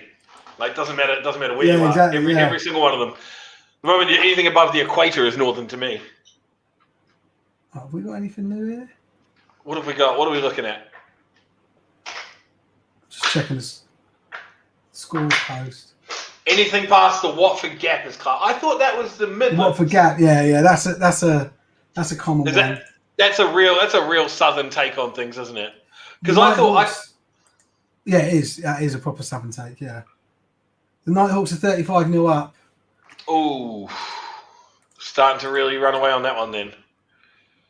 Because does that just mean that just if you're saying that, is there just no shit's given about the Midlands then? Because obviously the Midlands is above. The Midlands is northern. Oh, it's northern, is it? Yeah. Even though it's the Midlands.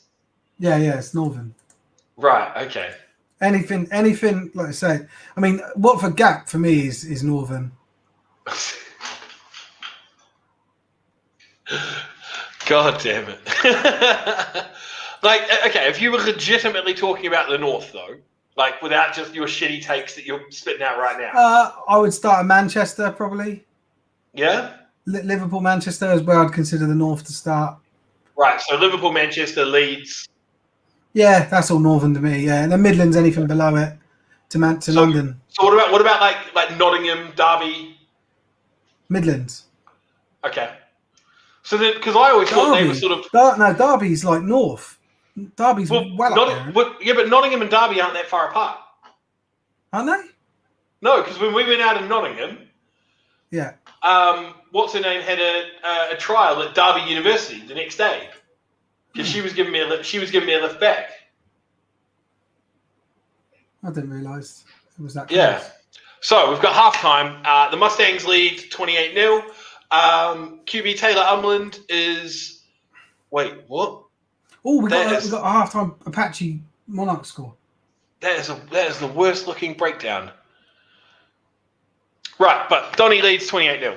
What's the halftime Apache score? Nathan's just popped it up there. Oh, nice and close. We got 12-6.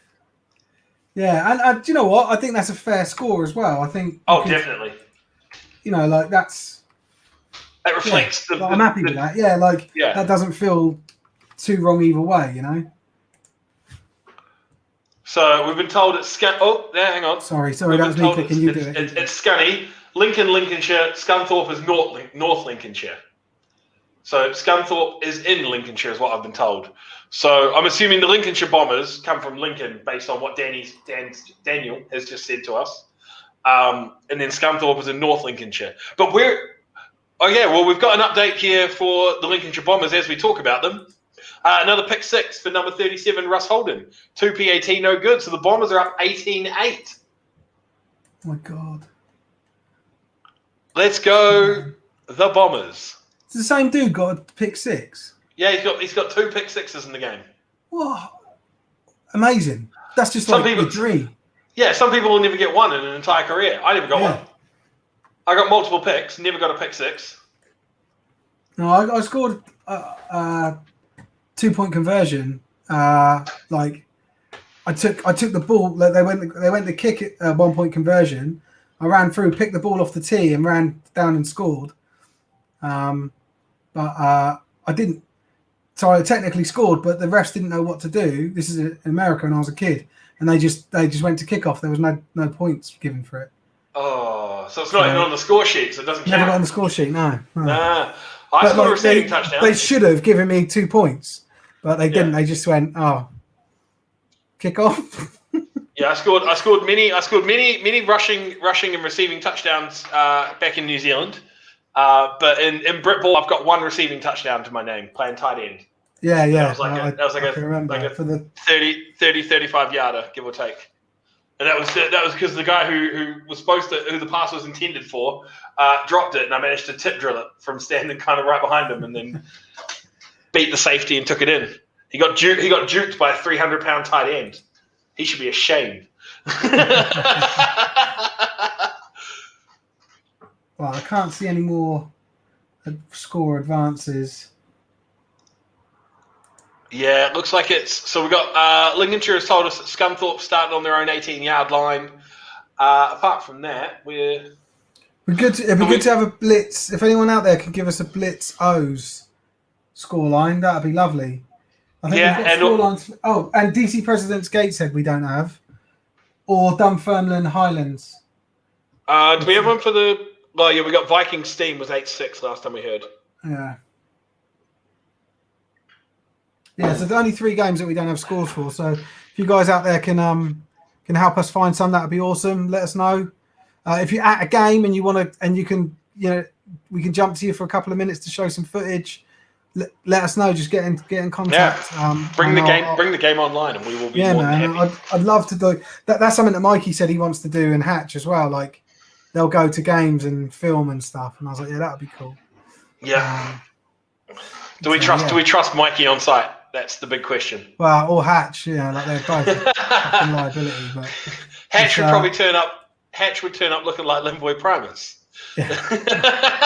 Hatch would turn up late looking like Limboy Primus. What a name! What a name! Was he any good? Was he any good? Yeah. He didn't start off particularly great, but like he ended up like really winning. He was a fan favourite. Like so, we were in Div 1, and he was signed for us then by Tony Pulis, and he was good, and people just started to like him, and then Harry Redknapp came, and then we got all these good players, and he just stayed in the squad all the way through the Premiership and stuff. And was he part of the FA Cup winning team? I believe so. I don't know. That was 2008, and I'd left the club by then. And I'm fairly sure he was still there for that squad. That squad was the best Portsmouth squad ever. It was unbelievable. Didn't you guys have like Sol Campbell or something as well? Well, we had Lassana Diarra, who went on to play for Real Madrid and be a star for them. Yeah, we sold him for like 26 million. Like Portsmouth were like unreal, and then they had the worst fall from grace ever. Oh. It still hurts. All right then. So Punthorpe goes 3 and out. and the Bombers are taking over on their 23-yard line. So it like that game, it's an offensive stalemate. Like both of these offenses are struggling, is what we're seeing at the moment. Yeah, like or do you look at that the flip way and say the defenses are tightened up and they're good? Well, that's the thing. Like you look at the Bombers defense. They've put up 12 of the 18 points, just like one dude on the 2 pick sixes. Yeah. So, how do you feel about the offense versus defensive? Do you feel that a good offense, should be able to score on a good defense, and a good defense would limit them, or where do you feel like if they're both clicking, which do you think is more likely to win the battle? A good offense or a good defense? You reckon? Yeah, I think defense is easier to play. Okay. And defense, for me, defense can take a better advantage of the intimidation factor, whereas an offense can't or don't. And or the offense, if they do have intimidating players, they're typically just in the trenches. You won't get like a scary halfback, but you will get a scary linebacker. Oh, I don't know about that, man. Like sometimes watching Kingsley when he got up ahead of Steve. Oh yeah, and you will have an Kings. I mean, Tony Stitt, unbelievable. But I don't like, they're few and far between. It's archetypical for a linebacker to be, a scary character, and I just think that's the edge. I think he played for Farnham, and then he played for Sussex. His name was like Benny. Chuck, I know Chucky. Yeah. He was a unit as well. Unbelievable. Yeah, but yeah, I mean, there was a time where the Knights had like 3 sets of linebackers, 3 sets of running backs. So halfback, fullbacks, and all 3 sets of them were just like, don't matter, just go on. Like you can't stop them. And then unfortunately, like injuries started to come in, and it fucked everything up. But yeah, there can be very good running backs, but like I think in the main, to my point, defenses leverage better on that intimidation factor and like momentum, and I think it takes a lot more for a good offense to break down a good defense. Right. Okay. So the only time that I get demoralized playing defense is when I'm just constantly ground against and I'm constantly losing downs and like they go for like a 15 play drive and I'm like, come on, like we get to like 3rd down and we just blow it, and like if you've got if you're up against an offense that's doing that and just grinding away at you, then the offense can get the upper hand. It's so difficult for an offense to get the upper hand, to get to that point.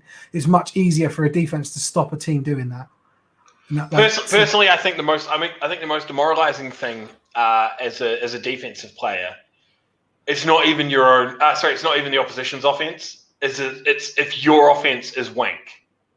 Oh, what? You're just constantly on the field, and you're just like you get a stop, and then you look over your shoulder, and the punt team's out already, and you're I have literally just had a bottle of water. Yeah. I think it depends on it. I mean, if it's a freak turnover, fine. But yeah, you're right. If it's constant 3 and outs, and you literally just sat down, worst thing in the world. Back up again. You've just come out of your positional meeting or something where you've come off the field. You've managed to get a stop. You've given them the ball, and then you look, and it's the first one's an incompletion. The second one's a 2-yard run. The third one's an incompletion, and you're like, well, that's it. We're back up. Yeah. No, I know. And then that happens over like multiple times. You're just like, I'm dying here. Right. So we've got some score updates. Updates. What you got, mate? So the Cardinals pick 6.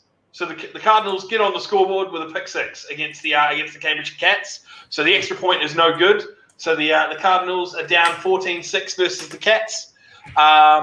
And it's not a score update, actually. It's just another update from the Bombers that there's more punting going on. So the Bombers now have to punt, and Scunthorpe is taking over on their 23-yard line. So there's a lot of 23-yard line takeovers based on punts. But yeah, so the Cardinals get on the board here with a pick 6. So it's the 3rd pick 6 we've seen today. Yeah. Actually, there could be more. We don't know everything, do we? I mean, oh yeah, true. But I think we might have even talked about more. Is what I was getting at. Sorry. But, oh right, no, I don't know. I don't recognise. I thought there was at least one or two in the Doncaster Leeds game as well. So Donny are 28-0 up now. Yeah, half time. It was half time 10 minutes ago. Colchester is 6-7. Down. They're down 6-7 against the Devils.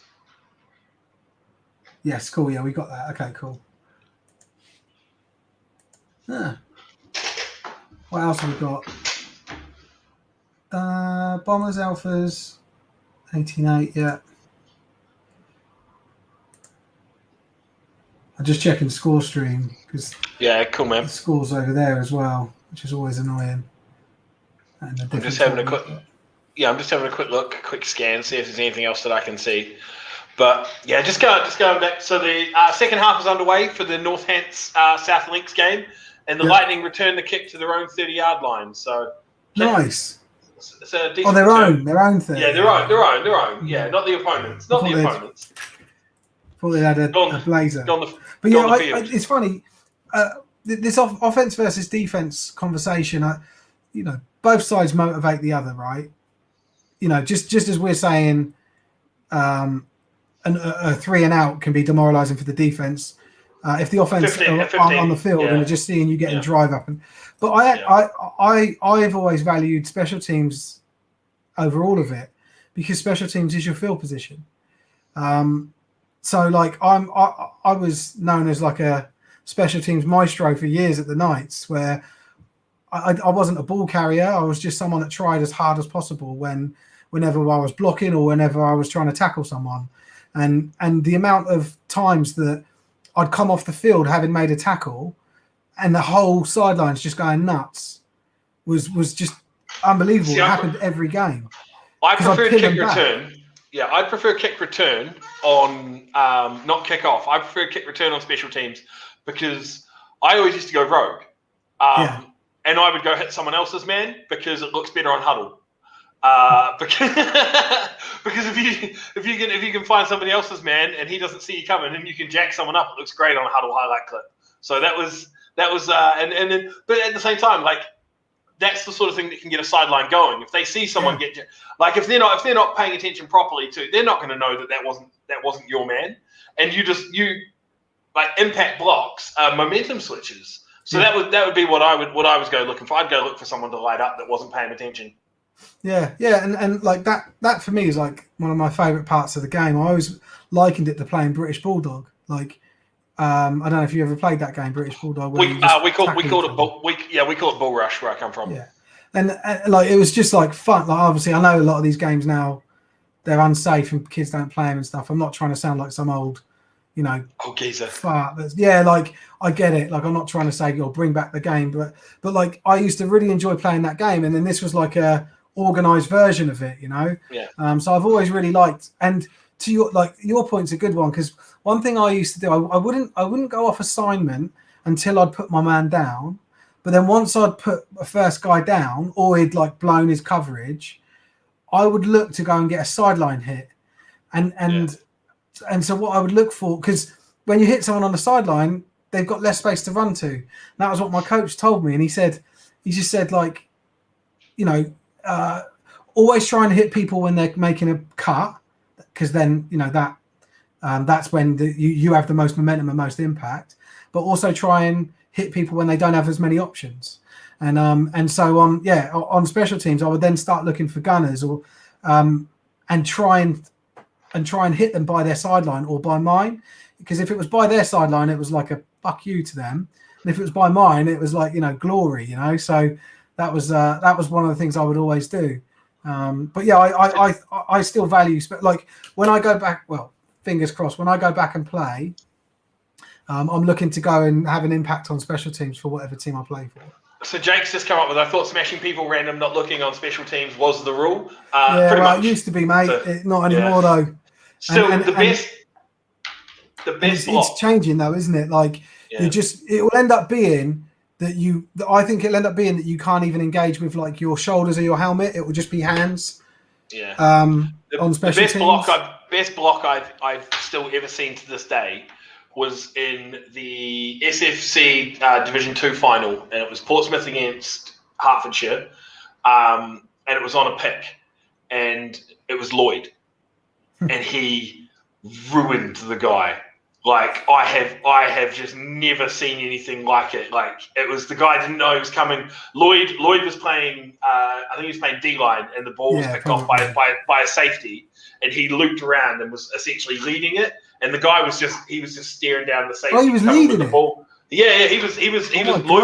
Lloyd was out in front. I thought it would have been like a crack. Do you know what I mean? I thought it would have been. The angle he came on pretty much sort of was, but the guy never saw him at all. And I'm pretty sure he had to get carried off. Yeah, look, Lloyd isn't someone you want to take on anyway, is he? I mean, he's an absolute specimen. It was just game over. But we got some updates. So, as I mentioned, the second half was underway, and the Lightning returned the kickoff to their own 30-yard line. That was not for long. There was a turnover. Second down, a bad snap was recovered by Jaden Etienne Simmons, so that Northants took over. And then there was a run up the middle by number 28 for a Knights TD. So the PAT was blocked, and the Knights now lead 12-0 over South Links. Okay, Gates had a 23-0 up over DC. That seems a little bit more like what I thought it should be. Yeah, let me just get that in. So, but yeah, the Northants Knights are starting to pull away a little bit here from South Links. Now, you thought that they were going to. What was the Knights score? Sorry, mate, I didn't. 12-0. 12-0. Now, you thought that was going to be a quite not so one-sided. Quiet. Yeah, you thought it was going to be fairly one. I thought South Links was going to be right. Actually, I'm looking at these uniforms here. I quite like the South Links uniform, the yellow that they've got there, and the Knights themselves have also got quite a sharp uniform there with the white and looks like to be sort of a crimson trim. Yeah. Nice. So I'm a big fan of both of those. So sorry, you mentioned Gateshead. Was that 23-0? Was it? Yeah. It's the DC Presidents. Yeah. And then the Gladiators are 14-7. I think. Yeah. So the defense runs one in early on the second half. The kick is not a kick, and we are successful with the 2 points. So 14-7 to the Gladiators. That's just come through from the official Glads Twitter account. And we've also got an update from Lincolnshire Scunthorpe.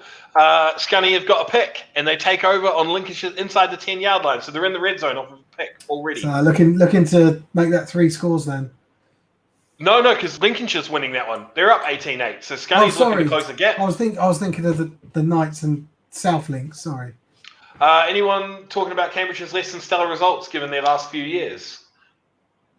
I didn't know the Cats were really that decent. No, they've been all right. What are they? Hold on, we did talk about them. And so we've got an update. Hang on, we got an update here from Russell. So the hip broke his shoulder pads. That was the hip from Lloyd. Fucking hell. Yeah, so Lloyd broke his shoulder pads. Oh, I'm not surprised, mate. He's a monster. Yeah. So anyone talking about Cambridge's less than stellar results given their last few years? I didn't know that the Cats would because I remember when we played them when we were in Div 1 and we put 50 on them. Yeah. We weren't a Div 1 team, man. Like, let's face it. Like that team was a Prem team. No, but at the same time, the moment they got into the Prem, they pretty much got paddled by everybody in the Prem. So I know, but that's what I was saying about it reminds me of the Sandwell situation where this great team get up there and then it just falls apart. Yeah. It's very interesting. That team playing in the Prem would have competed. I think we would have been because they went like 3-5 or something like that. No, I don't think they even did that. All right, so we've got because they took one game each off of. I thought they lost both to the Blitz, both to the Warriors, took one off of Bristol and took one off South Wales, and beat Bury in the first year in that 2016 season. Yeah, well, no, that sounds about right. They beat the O's as well both times. No. Oh yeah, because the O's went down that year. You're right. Yeah, O's went down that year. Right. Yeah, you're right. So we got TD to the Alphas. Nicholas Tomaszewski, interception, run it into the red zone. Derek Yenna roll pass. I'm going to call him Jeff. To Jeff McAllis, 18-14 to the Bombers. That's a game, man. That's a good game. Yeah. I know the updates help bring it to life, but the scoring has been nice and close, isn't it? Chris is just responding to the I'm just to gonna Glenn's. I'll just have a quick break. I'll be back in a minute, mate. Yeah, that's right. So Chris has just mentioned in response to Glenn there that he says that they've spoken about the Cats tons. Sandwell team is very different from the team that got promoted. They've lost a lot of players, Martin has said. So I think that's kind of what in line with what Steve was saying, Martin. He was also mentioning that there's been a few coaches and things like that as well that have departed for different points. And Claire has just mentioned, this is in regards to the Knights team that Steve was talking about that got promoted in 2015 and was in the Prem in 2016 and then struggled, did okay in 2016, and then 2017 it all went to shite. And Claire just reckons that if the team that we'd had in 2015 had stayed together, as there was a few key departures, then yeah, she reckons that would have been great. So we've got some updates here. So just going with Mikey's update here. Scunthorpe with the TD. This is tied to that. Sorry, Mikey. Scunthorpe with the TD. The 2 PAT is called for a false start. Ref declares false start. They go for it again. It fails. So there we go. We've got the 18-14. 38 seconds to go in the half. We've also got another update from the Northants game. So we've just been told that Tyler Gordon takes an end around for a 16-yard gain on 2nd and 10. So they're moving the ball against South Links. So that's good to see there as well. But it's always quite interesting. Something that I've thought is these teams that gain promotion, what happens to them? Like how do they continue on? So the Knights of sort of 2015, 2016 was the one that I know because I was a part of the team at that point. But then looking at Sandwell now, is from what you guys have just said, where like Martin has mentioned here, that it's a very different team. So they've obviously earned promotion, but then a lot of players, there's been an exodus.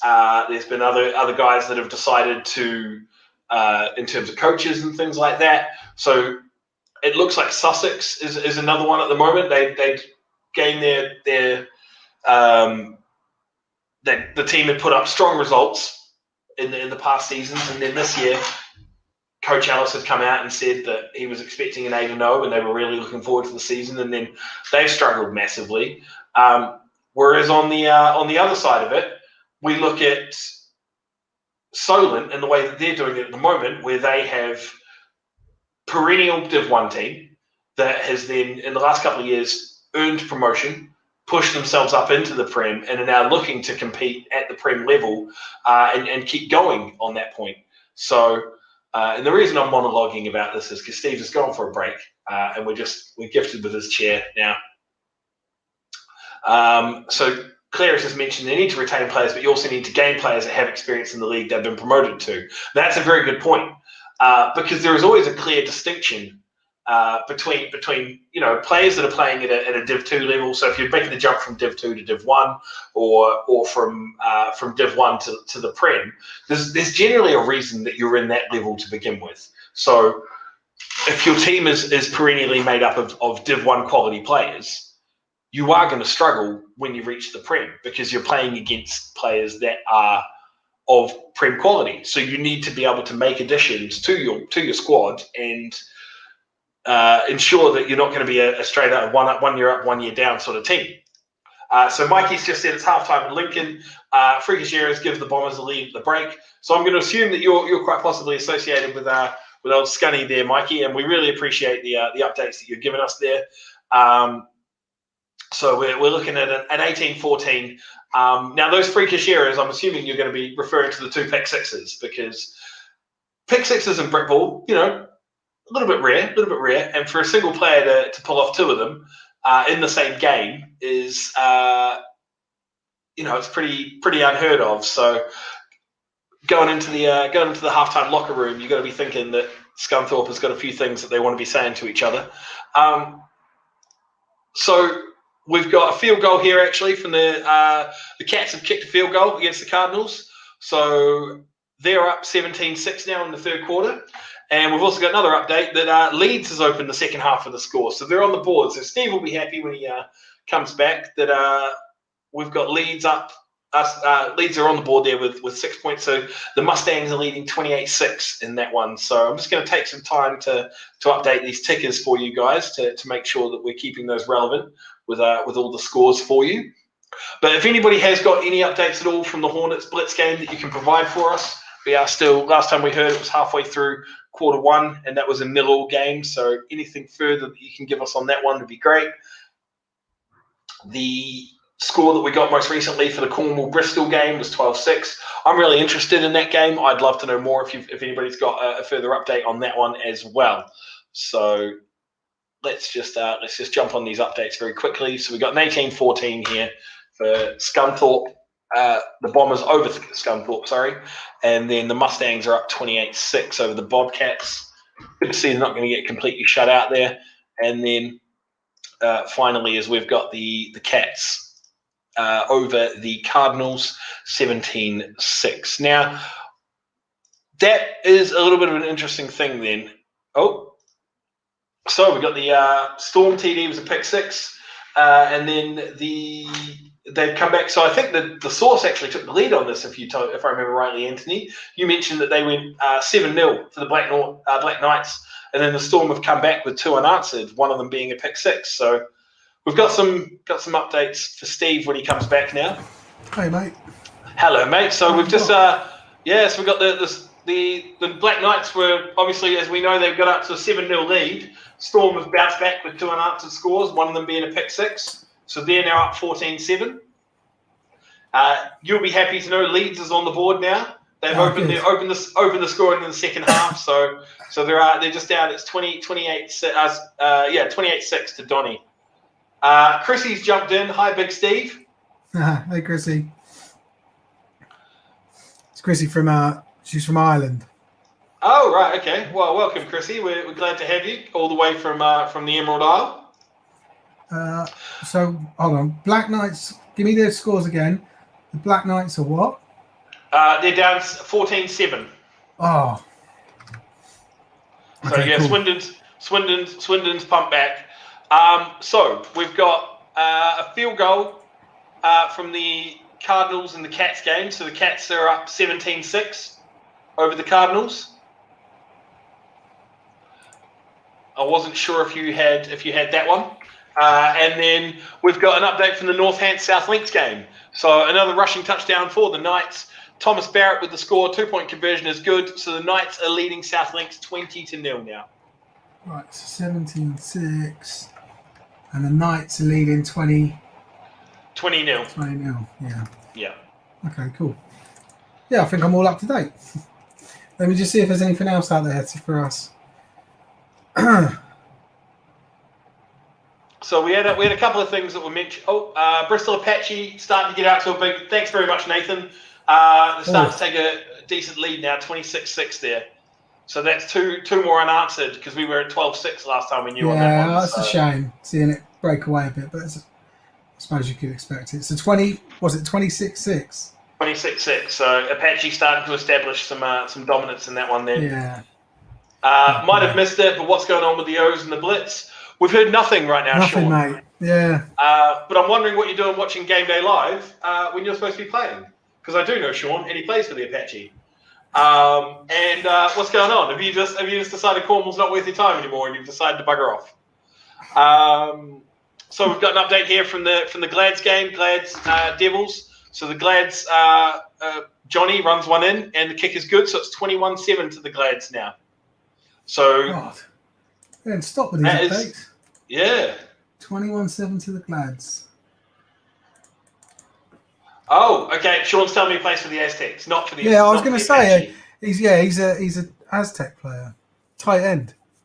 Excellent. He is. Yeah. So we still So guys out there, we still don't have scores for Dunfermline versus Highland. We O's kickoff is possibly at. Okay. And then we haven't got a score. We the last update we had from the Hornets Blitz was Q1 Nil. 0-0. So Yeah. assuming there's been some development there, even if it's just time.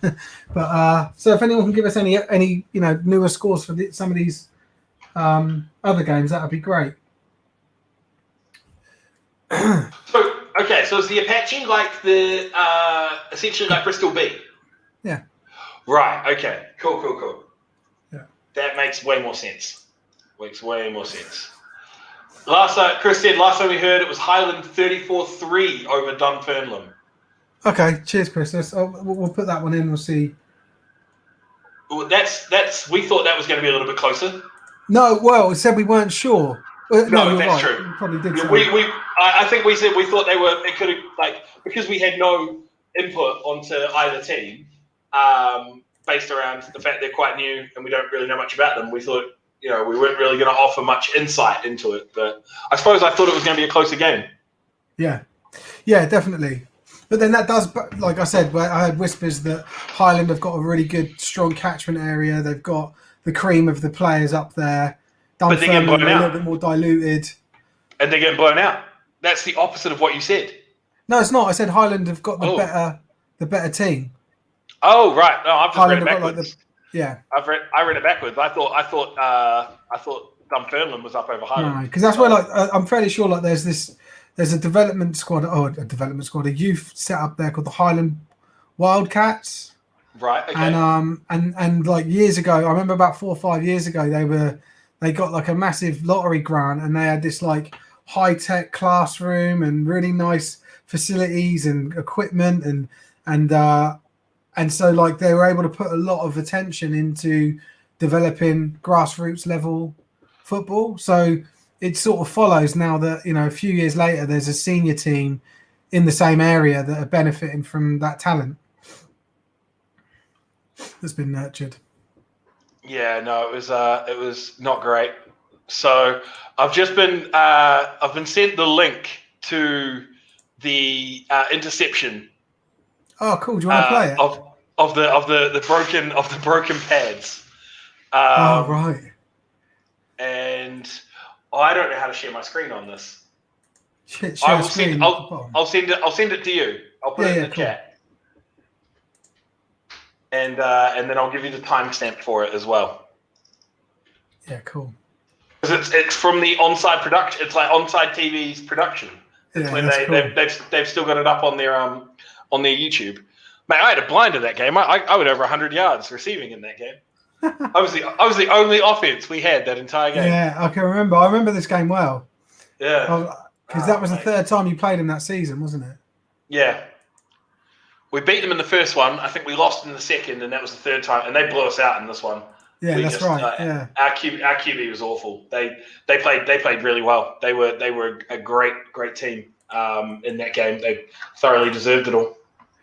Let me know when you know the minutes. I'll jump to it. I've sent it to you. Oh, you sent me it. Sorry, mate. Yeah, it's in there. It's 2 hours, 2 minutes and 23 seconds. So we've got an update for half time. We've just been told that the Black Knights Storm is 14-7 at the half there for that game. Okay, cool. So I'll pop that in. That's the halftime score. And we're into Q3 on that one, so let people know that. But yeah, they were a really strong team that game. Like we played them earlier on that season, and it was the game one. We kind of got lucky to beat them because we beat them on a pick. It was just an absolute bog fest of a game. It was just pissing with rain the entire game, and then we So I'll pull the comment down. And then going to do the same thing, and then we beat them on a pick 6 at the end. But then game 2, yeah. So this is the intercept play. So where's Lloydie? So he's Lloydie D-line, right? Yeah. So is he interior? Okay.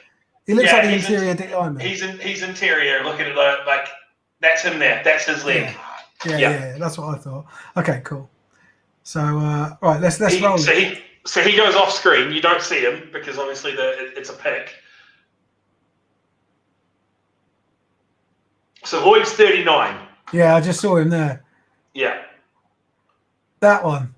Yeah, that one right there.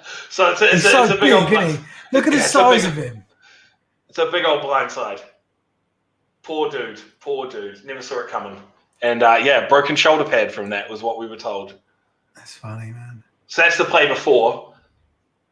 And then, so it's on this one. So Lloyd's 39. He's there now. Yeah. I thought that was he's playing defensive interior. He's a big dude as well. Like, you see him here when he stands up. You see how big he is. Look at him. Yeah. And then on the pick. And yeah. Never stood a chance. broke and like we were told, broke his shoulder pads. But no, they played amazingly that game. They were really good. There we go. Portsmouth D-line with the best we ever played. And that probably would have been Lloyd. That was like he was Aldo, Jake, and Lloyd that season were insane. Like all three of them. So, but congrats to you, Russell. You guys played an amazing game that one. And our QB couldn't do a thing. I think you guys picked him off like 5 times or something. I remember, yeah. I can remember watching it, man. Because I really wanted Portsmouth to win that game for some. I think just because of you boys, like. Oh, I had like a 30-yard toe tap, not touchdown, 30-yard toe tap catch along the sideline, just because he dropped back and just gone, and just hiffed it into the air, and I was just lucky enough that it came down in my hands. So, but yeah, it was literally. I think I had over 100 yards receiving, and I think we threw for like 120. Stu, I forget things now. This was the QB.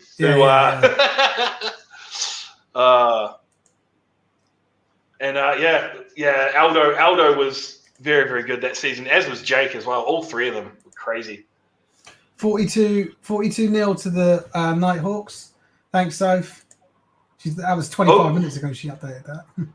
Where was that? I haven't seen that. That's on the Facebook post. Oh, right. Okay. Oh, better jump on that one and update that. So we've got a touchdown pass from the Cambridgeshire Cats. It's just come through. So nice. Mark Rivet to Zelly Dow. Extra point, no good. Cats lead 23-6 over the Cardinals. We're not very good with extra points, are we? Like, no. Like just across Britball, like. Yeah, no one can really seem to kick. Yeah, kick or even just run in from 2 yards out or whatever it is. So what's that? 23-6, yeah, in that game.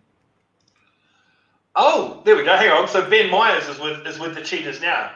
So Ben was our return man for Portsmouth, and the dude was electric, very, very quick. He was kind of like a Poundland version of Josh from Solent, who went to Josh Amos. Like a Poundland version of Aimless.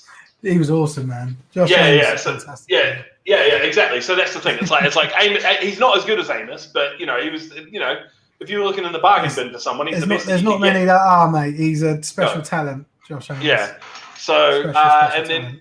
Jake was just saying, awesome rivalry running over a few years. Yeah, that's right. That did run over a few years, that rivalry. Steve is alive. And where are you, producer James? Where are you? He's in Liverpool living it up, mate. He's having a good time. Where in the world is producer James? It's not the same without him. It's not. He got wise last week though, because we to start with we did the old just bring producer James in whenever we could. He just kept his camera turned off, so he was audio only. No, well I won't accept that.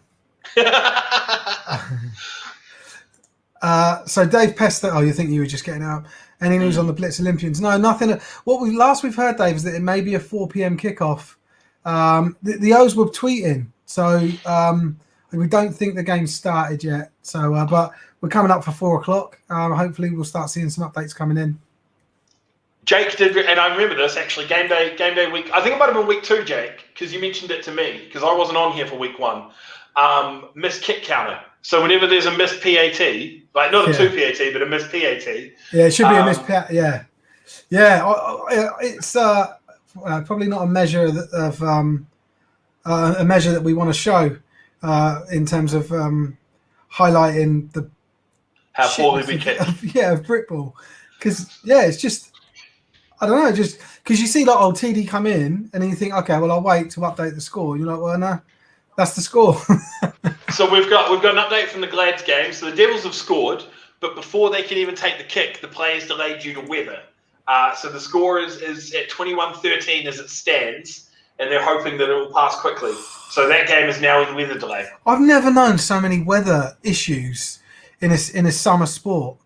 It just never has happened before that I can remember. I like in the whole time I've played Britball, which is quite a while now. I don't ever remember there being. Well, there's always been uniball weather issues, but not. Yeah. You know, obviously they play in the winter, right? Like, but not in the summer, like having to break for rain and all this sort of stuff. Never known that. Has kicked off. Seen it on it. Oh, okay, cool. Yeah, so we've been told that has kicked off, but we haven't got any updates on it. Yeah, no updates on it at the moment.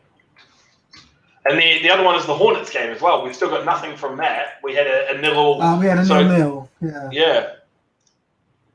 Yeah. Vikings 28, the Steam 6. Oh yeah. Yeah. So there's been obviously a number of scores there since we got an update.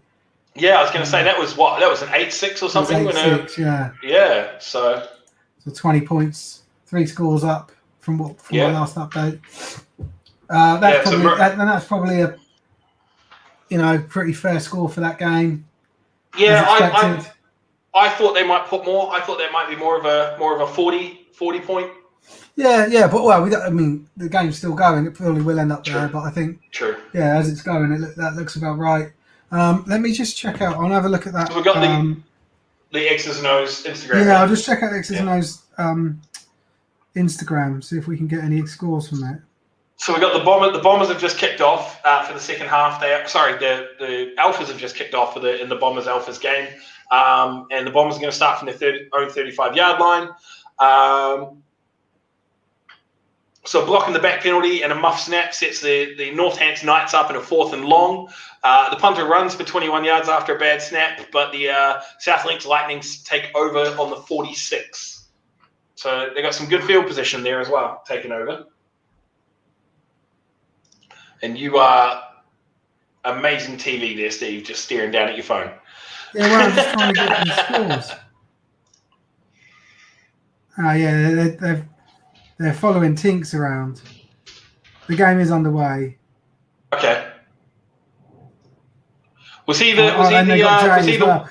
Jay's playing on one side and Tinks is playing on the other. That's quite funny. Right. I was going to say, which one was the old Windmill's old matey?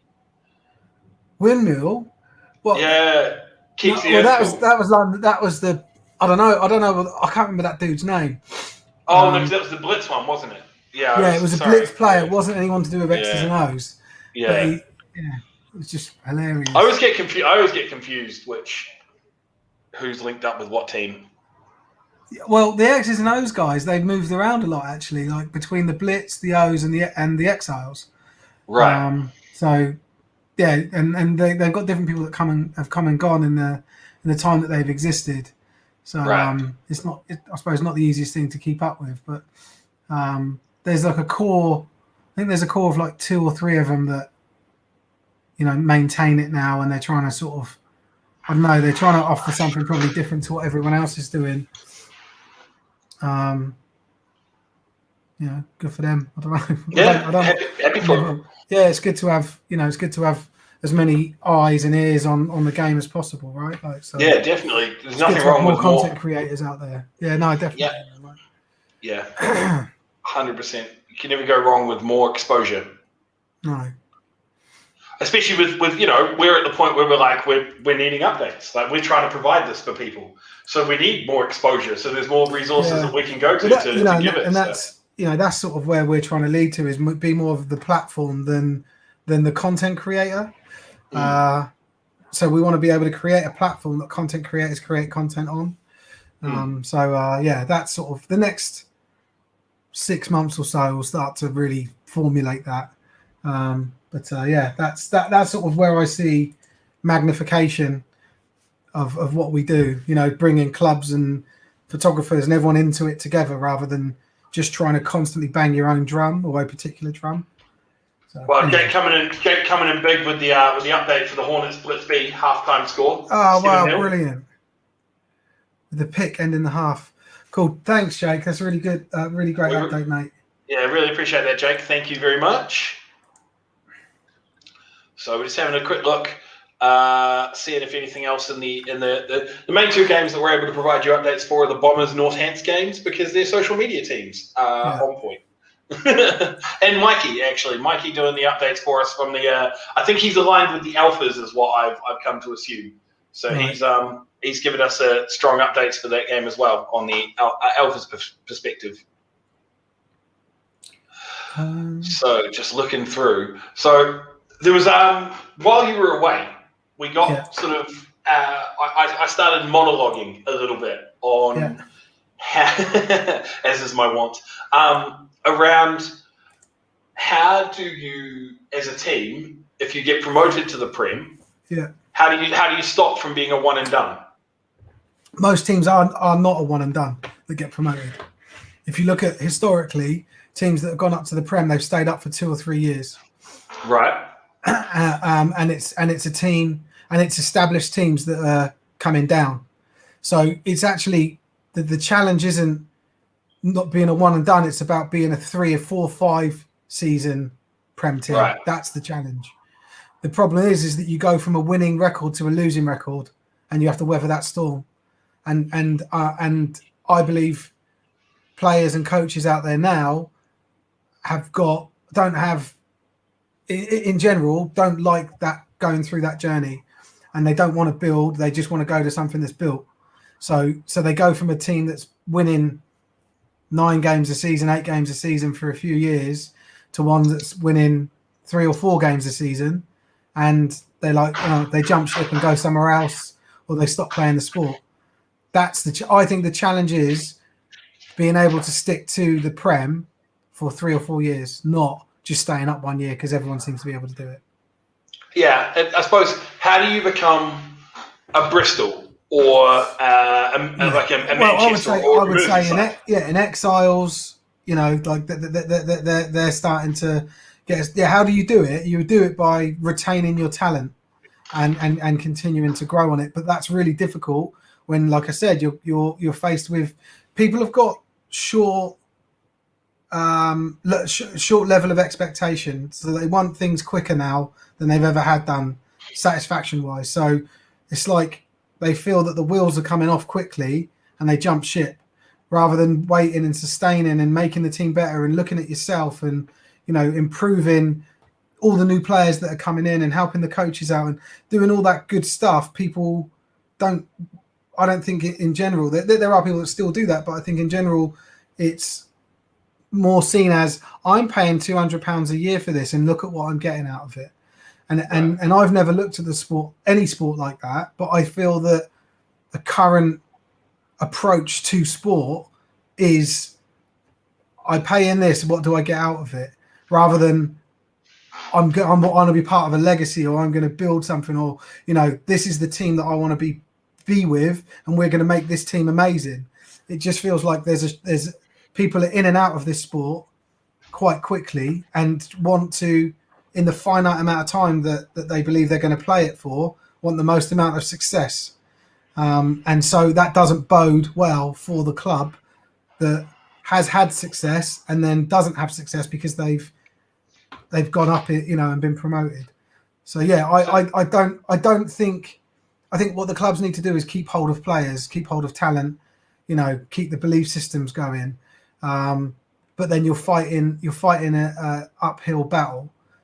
You're swimming against the tide, because the tide is short-term, quick returns. And quite frankly, that's not how you build a legacy. I'm always curious about the mindset of players that are at teams like sort of like a middle of the pack. So, for example, like the Exiles, like the Apache, or if you look at the North, maybe like not necessarily the Titans, because the Titans are at a point where they're probably thinking where they can start challenging Tamworth, but maybe Merseyside. Yeah. Like, what is the mindset of those players where you are not good enough to win that division? Like, you're not. Like, there is a clear gap in talent between Tamworth and you, or the Warriors and you. 52-0, Merseyside 52-0 now, just to let you know. Over the Wolverines? Yeah. Yeah, I always want to know what's the mindset then? What's the end game? Are you trying to get to a point where you just become competitive with the other teams and you secure your spot in that, like, second or third in the Prem?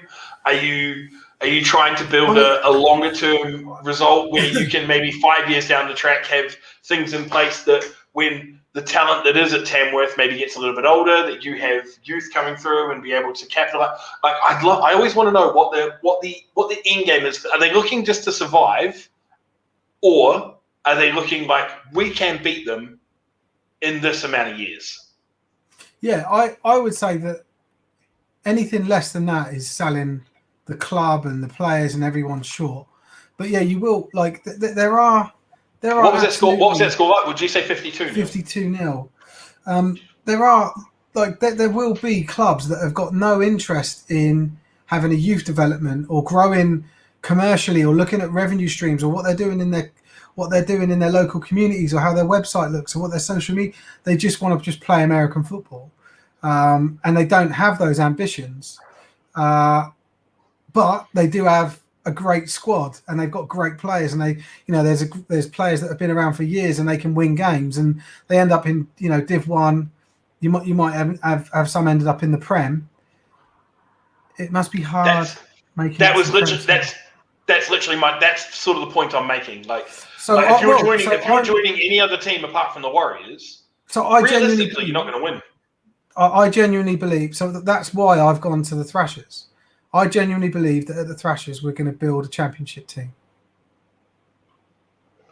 That's brave. I genuinely believe that, and if I didn't believe it, I wouldn't have made the change from the Knights to the Thrashers.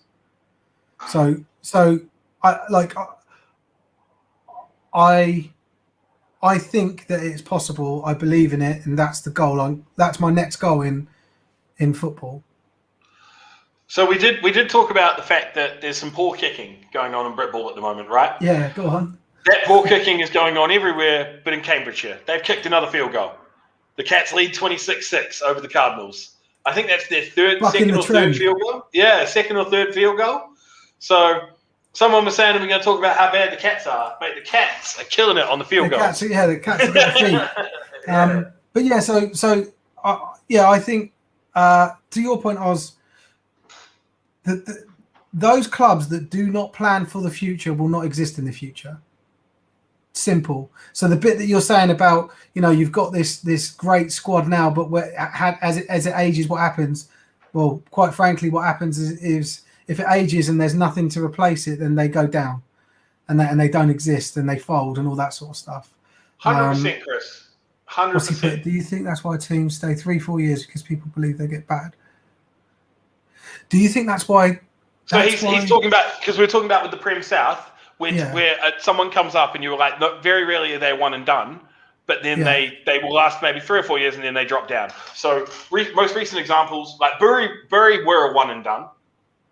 They were Bury again. Bury were an import. They were an import classic story. Bringing in Americans and winning a championship. Yeah. Fucking boring. So, it was done. We need to stop it. But go on. Farnham have essentially been a 3-4 year team, and then they've dropped. I think they did well with their 3-4 years. I don't think they should have even lasted that long. Oh no, definitely not. I thought that they were but they got lucky because remember they got benefited from 1 year because South Wales folded. Yeah. So that was another one. So South Wales was another one where they dropped and they're all the way down in Div 2 or something because they folded though. So they're still down and they've never recovered. No. Bristol, and so the Blitz are a different story because people see the Blitz as, like, from guys I've spoken to who've gone and played for the Blitz, they see the Blitz as an alternative to the Warriors if they want to actually play at a very high level for very high coaching and legitimately quite possibly get playtime. Like, if they're not the elite of the elite, because they look at the Warriors and they're like, well, I could go, but I'll probably just sit on the bench because the Warriors have their established team. And then broke into that team. Jordan broke into that team. Yeah, exactly. Courtney broke into that team. Like, it's possible, but you got to work for it there. Yeah. Like the Warriors, you don't rock up at the Warriors and just and start, you earn it there, and that's probably definitely the difference. But I think also the other thing is the Blitz, again, still a very good team, very good franchise. Some reason I feel like they're not as hardline, like, you don't ever see anything like going dark from the Blitz. So it's like Tony Allen's got a very sort of militaristic. I think the Blitz have always been lower level discipline. Like, for example, not only do you not see going dark, for instance, but you see hashtag big dick energy. Yeah. Like, and stuff that's like questionable about the discipline and the structure of the organization. Like, or big dick swagger men. That was their hashtag that they used for ages, and it was even on hashtag on the bottom of on some of the tails of their jerseys. Like, that stuff, like, you just wouldn't see that at the Warriors. They're a tight ship. Because Tony wouldn't let it happen. No, yeah, and it feels like, and it's not to say that the Blitz are not taking it seriously. They want to win. They've always wanted to win. They've always competed. Yeah. It's just that there's this like behavioural discipline stuff in social media, and an approach to the game. It kind of feels like they are the like, if you're talented but you're not as regimented, you would go play for the Blitz. So I can remember it may even be 2018, 2019 season, but after every game, the Blitz defense would do like a pose, and like the classic NFL, kind of like Miami with the turnover chain, but like when there's even turnovers in the NFL, yeah. And they started doing those and then they started doing every game, and then you started seeing offense and everyone joining in. And after every game, I must have saw about 3 or 4 different posts online, and then hashtagging and putting the score up and all that. I've never seen anything like that from anyone at the Warriors. Never. I've never seen anyone like post up saying 60-0, job done. They just do it and they just get on with it. And so there's just a different expectation and approach there. I've played on teams that I've been allowed to do both, I suppose, and I don't think like it does. I'm not saying one's better than the other, but there's a marked difference in the way that those two organizations approach their public personas. So we've got some updates. We'll come back to this because I also want to touch on Chris's comment here as well. So we've got some updates. South Lynx are on the board. So the Lightning strike. They run up the middle by the number 37 goes for 6. 2-point is good, so it's 20-8 with 7 minutes left of the fourth quarter. I'd say there's probably we must be getting close to the 2-minute warning in that game because that update came a few minutes ago now. So it's 20-8 for the Knights over the Lightning. We're into the fourth quarter for the Doncaster game. Mustangs are still up 28-6, so they're scoreless. They were 28-0 at the half, and then Leeds have come out and scored in the second half, and no one's scored since then. Fumble recovery, so the Knights get the ball back with just under 5 minutes left in the game. So Chris Long, number 51 for the Knights, for Northants. So they've got the ball back with 5 minutes left. Scunthorpe ripped the ball out of Lincolnshire Bombers wide receiver hands and recovers. They take over on their own 20-yard line, so another turnover there. So there we go. We've got some very brief updates for you. So Chris's question that's on the screen right now: when was the last time a team outside of the Blitz or Warriors made the playoffs from the South? So it's usually top 4, isn't it? Yeah, from the South. It's top 2 from each, isn't it? If I remember rightly, it was the Apache, and it would have been maybe 5 years ago, 6 years ago, something like that. Do you mean the Aztecs? Yeah, I do mean the Aztecs. Yeah. Right. Yeah. So if I remember rightly, there was it was that they picked the Blitz to the playoffs. But it's been a long time. That's one thing I'm sort of curious, and I'm going to use the Aztecs as a reference. Like, I should probably steer this question to somebody who actually plays for the Aztecs, but do they? So we've got the update there. Apache 34-6 over the Monarchs now. Just speaking of Bristol. Just updating that one, yeah. So if someone's playing for the Aztecs, right?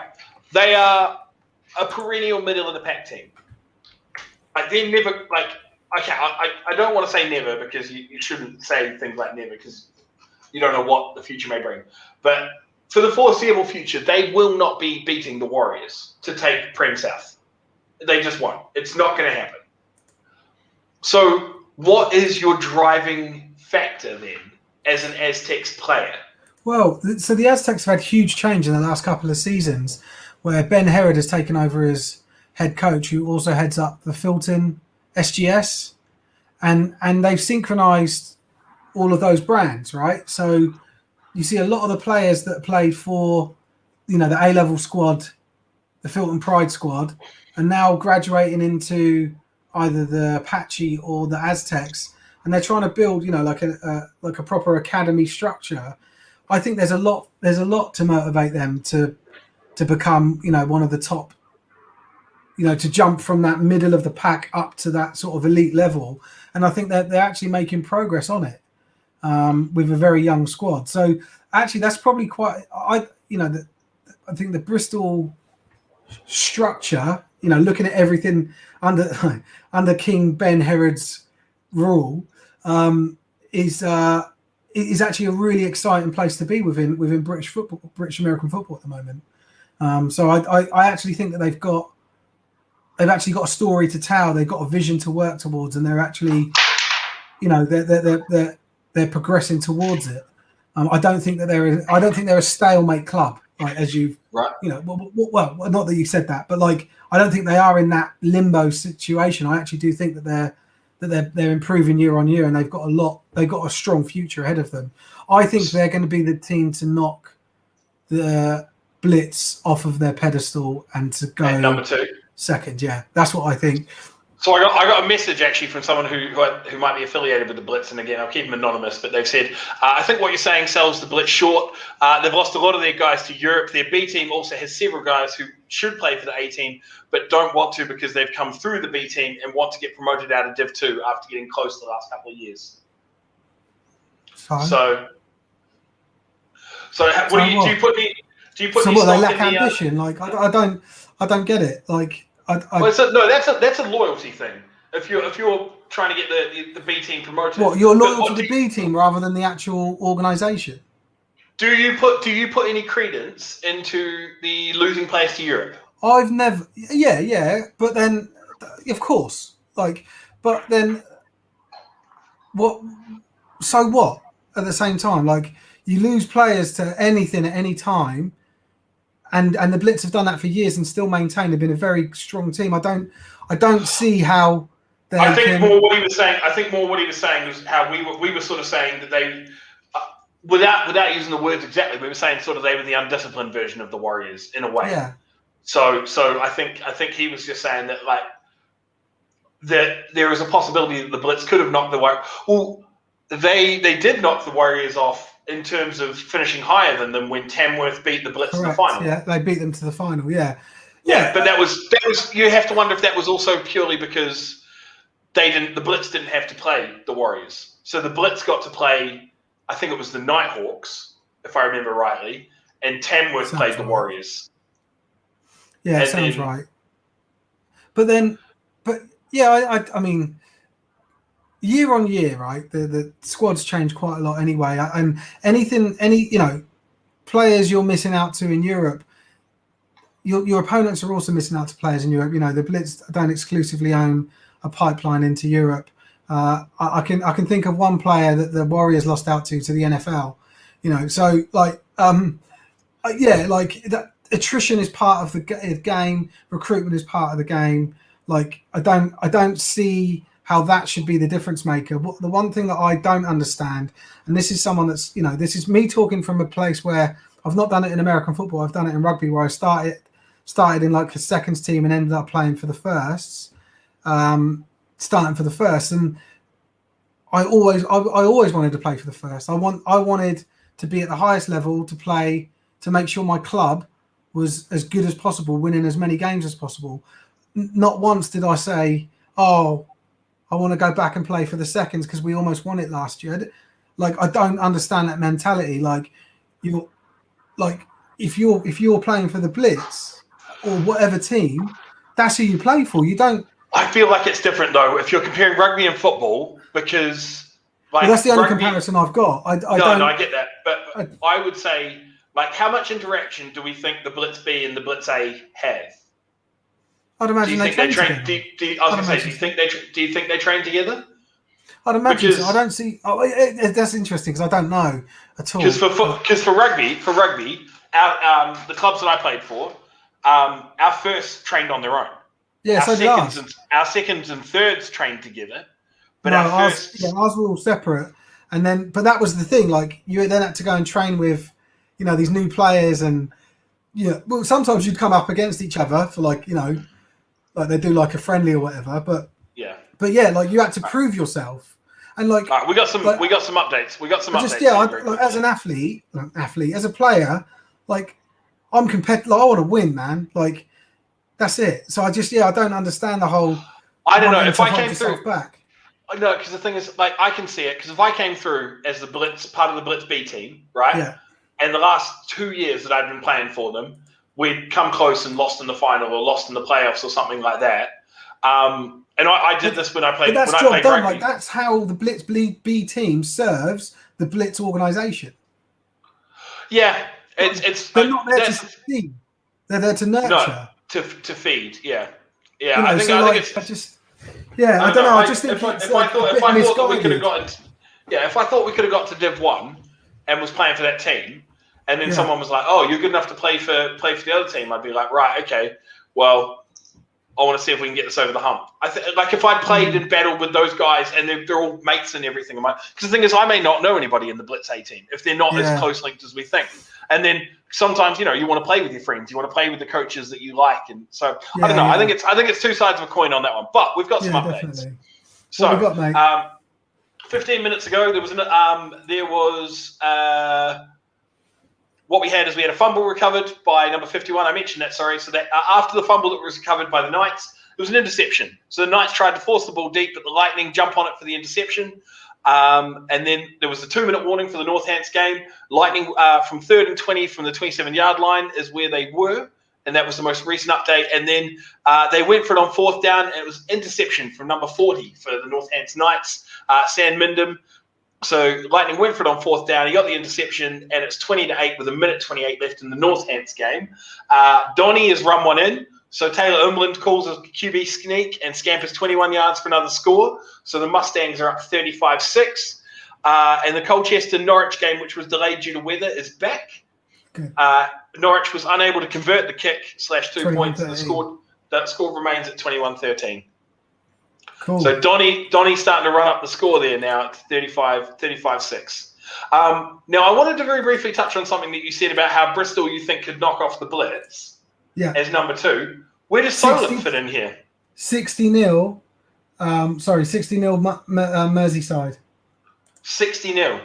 Yeah. Oof. So where does Solent fit in here then? Because you were saying that you think Solent's building a championship team. Yeah. So where does if Bristol's going to be knocking off the Blitz? I think Solent will take 3 to 5 years. I think within 1 or 2 years the Apache will take over the Blitz. Essex. That's what I think. So big interception from Nick Tomaszewski for the Alphas to deny the Bombers from sneaking into the end zone. The T's and P's have done the job. Let's go, Donny. Thoughts and prayers. Pray for Donny. So the Alphas big interception there. So you think in the next? So we're talking what 2023 then? For 2024, 2025 for the Aztecs to be that sort of top tier team, but where do you see them stacking up? Where do you see them stacking up compared to the Warriors then, though? I think the Warriors will drop out the league and join a Central European League. Right. So you think the Warriors are going to go for a Central? Right. Okay. I was going to say, do you think? Like, if you're the Warriors, what is there for you in the British League? Like this season, Tamworth. To look forward to for a whole year, and this season in particular, they've played one game and it's almost it's August now. They've played one game. No one's going to compete with them. You know, how do you motivate and keep everyone there? And you know, like they need to, like they want to step to the next level. They don't want to be feeder team for European clubs. They've got the connection to the NFL academy. You know, that they'll want to make a really nice progression for these young athletes all the way through to hopefully being able to prepare them for professional careers. They won't get that playing in the Prem South in Britball. I think that they won't have a domestic team, and they will just play in the CEFL. And where's the money? Where's the money coming for that?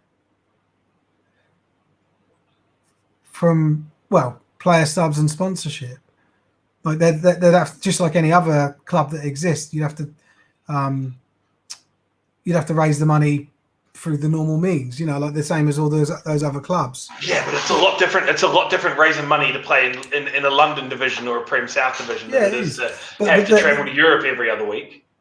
Well, the truth of the matter is in that CFL league, I don't think they play as many games. I think they only play about 6 or 7 games, so it's not such a heavy schedule.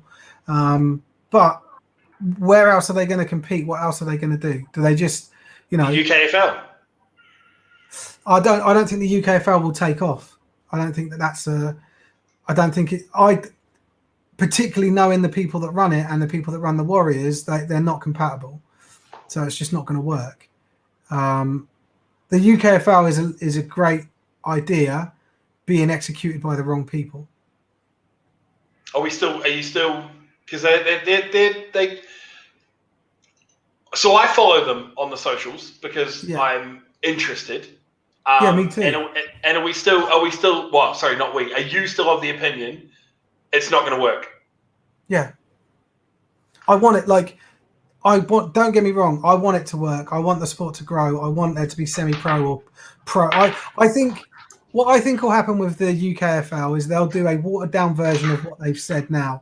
So like that, what they'll end up doing a U-turn and end up saying we didn't raise enough money, we can't do pro, but we can do 5 teams and they can be semi-pro, and that's what we'll do. Like it will be a redacted version of what they're talking about now. They're just saying all the right things that people want to hear to, you know, to keep up to keep up interest, but I don't think they can deliver on 8 teams professionally distributed across the country. It isn't there for them.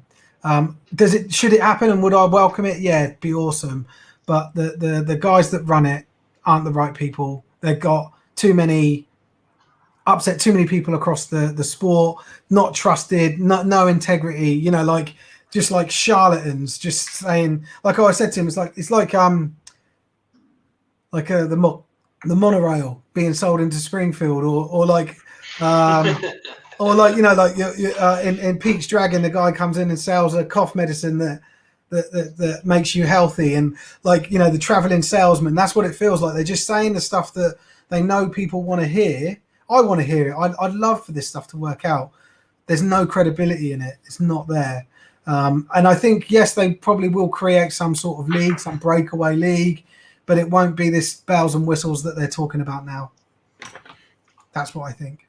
Okay, well, we've got some more score updates. So as you can see from Soph on screen at the moment, full-time Nighthawks Wolverines was 60-0.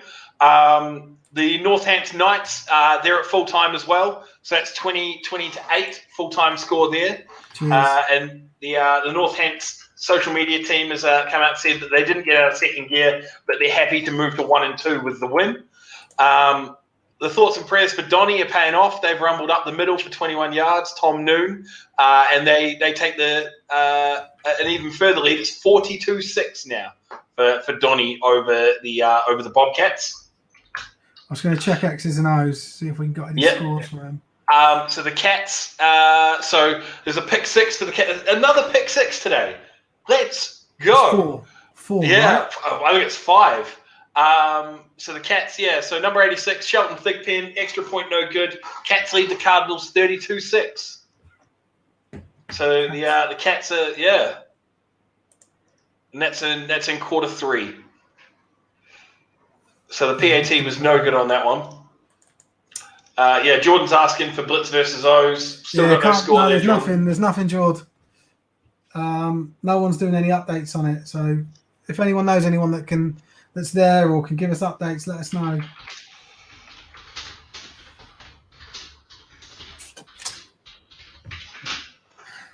Because I'm always quite outspoken about this UKFL, but that's because these guys have tried and failed.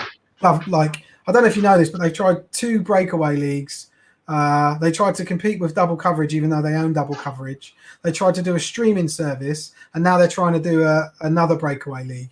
And at every point, they've denied that they did the previous thing publicly, which is just really odd because we've got like proof that that's what they did, and I've registered companies and stuff. Like, that's what I'm talking about, this integrity thing with them. It's like, it's just they're just throwing more shit at something and hoping something sticks. And for my part, I'm just fed up of it. I'm fed up of people trying to take money out of the game, fuck things over, and I just see them as the epitome of that. Do I want it to work? Yeah, in principle. But before I give my answer, it's bullshit, in my opinion. Before I give my answer, we've got a kick return touchdown. Hey, where is it? The Leeds Bobcats have returned the ensuing kickoff for a TD, so they're now down 42-13. Right, let me just capture that. I told you they'd be good for 2. Love to see it. Go on, Bobcats. I personally, and we got into this on one of our streams that we were doing during the pandemic. Don't believe me as well. No, me and you sort of speaking about it. I do not believe that semi-pro is the way to go. Like, you don't build something from the top down. Like, okay. It's not semi, it's pro. They're going for pro, by the way. Yeah. See, I'm of the firm belief that, because no matter what, right, it's going to be a half-assed product. Because unless you're putting Warriors Tamworth, or you're bringing imports from overseas, like, it's going to be a lesser quality product, right? It just is. There's not enough elite level footballers in this country to be able to roll out 8 professional teams at a high level of football content. Yeah. Like, I've watched CFL, I've watched like Div 2 college ball, like. And that's less, and you get bored. You turn it off because you're like, you know what, this just isn't good football at times. And so I just do not think there's enough good footballers in the country to be able to support this 8-team league, right? Mm-hmm. And if you're pulling them from elsewhere, then you're bringing them in from overseas, from Europe, from America. How does this help football? Like, I can understand that they're like, well, it brings attention to the game, but how does this help Britball? Is my answer. Like, you're bringing attention to the game, fine. The people are like, oh, I want to play American football. What do I do? Right, let me go play for this Britball. What do you mean by help Britball? Because the thing is, when I say Britball, I mean like American football in the UK, right? Yeah. Because this is seen as the pinnacle of American football in the UK, essentially. Like, this is going to be the best of the best, right? At the top. This is what you have. You have this professional league. This is what everybody should be striving for. Mm-hmm. But it's going to be unaffiliated from your Sunday league, right? Yeah. So think about, like, I'm going to take a really shit example and say you've got Premier League in terms of actual football, like soccer, and then you've got Sunday League where everybody's playing, right? Yeah. But the thing is, those Sunday League teams, if they become good enough as a club, like, you can get an associate club that makes their way into like national leagues, and then if they're good enough in national leagues, then they eventually make their way into like Div 2, and you're playing in front of like 3,000 people, 2,000 people, sort of thing. Like, if that's the goal, where we have this professional league and we just have these 8 franchises, so to speak, based out of these specific countries, all of the best elite talent from current Britball, if you're in that area, right? If they set a team up in Liverpool, right, and you're playing for Tamworth, are you going to keep playing for Tamworth? You're going to go try and get paid. Yeah, exactly. Of course you are. Yeah, and it's the same thing if they set a team up in London, right? Are you going to play for the Warriors, or are you going to play for try and get paid? Yeah. Yeah, all it does is it will and I don't care that it takes the top end talent out of like Sunday Britball. That's fine, right? But the thing is, I don't see how it benefits it in any way because people you're like, oh, it puts it more on the marketplace. It puts it more in front of people's screens. People are paying to watch this and everything, but it's going to be a suboptimal level of game no matter what. Like even if you're getting pro athletes, it's still going to be suboptimal level. Like even just regular, unless you're watching sort of like Alabama versus fucking LSU, you're generally watching suboptimal play, even in American college level. Like arena ball is suboptimal level of play. CFL is suboptimal level of play. And we're not going to get those athletes because the wages are not going to be able to compete in any way, fucking shape or form. Yeah. And then it's going to be, people may see it, they're like, you know what? I want to play. How do I play? Right. There's a club near me, and then they turn up to Sunday Britball, which not even is suboptimal level. It's just basement level. And then after like 2 games, the guys are like, "Oh, right, I don't enjoy this," and then they're gone. Like I just don't see how this benefits the game in any way, shape, or form. I understand. I do think there will be an increase in interest. This is an interesting point from Russ. Is about who wants to pay for pay-per-view, and I think that is a misguided strategy that these people may have if they have it. If they're thinking that they're going to build a product that they're then going to charge pay-per-view for, they will drop the arse out of whatever they've built as soon as they start charging for it. And that's another thing. GFL is still suboptimal level. Like I've got mates from back home who play in the GFL. I've got mates who played for the Dresden Monarchs. I've got mates who played in other leagues. So one of them played so he was the quarterback for the Australian national team at the World Champs, and he was playing in Sweden, I want to say. And it's still suboptimal level of football. Yeah. So this pay, if this is their model, if this is their strategy to monetize the viewership, it won't work. It will, and because you will not have enough people that will want to pay to watch it. You need to monetization needs to come through sponsorship and adverts, and so you give the product away for free, the viewing product away for free, and you promise advertisers X thousands or X hundreds of thousands of eyes on their products, right? Like that's how that has to work. I completely agree with Russ here. That model. But we don't know that that's their model or not. But we do know that that they think that with I think that looking at their investor pack, it was like with 1,000 spectators, they expect or maybe I think it might be 2,000. Let's say 2,000 spectators. They expect the teams to break even at £1 million. So 2,000 people are going to give you £1 million worth of revenue. I just don't see that happening. And also the cost of running a professional team with professional wages and everything else is only going to be £1 million. Like it just doesn't make sense to me. Like I just think the numbers are well off, regardless of everything else, like I said, the integrity of these individuals and their track history. Like if you were asking me, I invest in stuff, right? I've got stocks and shares and all that sort of stuff. If someone come up to me and said, Steve, I'd like you to invest in this thing that is and I've looked at it from that angle, right? This is the UKFL. I'd just laugh at it. You've got nothing. You've got there's no I own a franchise. I bought into a franchise about 6 years ago, and in doing that, you have to vet them, and you say, right, okay, so tell me, I met other franchisees. I wanted to know what the strategies were, how are we going to sell, what their Trustpilot history was. There's so much to owning and running a business and a franchise, right? And it's like all of that's just forgotten because we're just so romantic about the fact that there's fans out there that might like American football. Professional, it's we can bring them professional American football. Yeah. Right, so got some updates here. So we're at full time for Doncaster versus Leeds. So the full time score is 42-13. So there was it looked like it might have been going for a third down or maybe even going for it on fourth. Lincolnshire Bombers got a sack pretty much the entire D line, so they took over on their own 35-yard line. But the ball was picked off pretty much straight away, and Scunthorpe took over on the Lincolnshire 42-yard line, which is similar to what Mikey was just saying. They still could. It's still a close game. So pass the pass. That game's brilliant. Bombers' first play following a turnover results in an Alpha's interception. So we've got an update, 23-0. Second half not long started. Thanks, Jordan.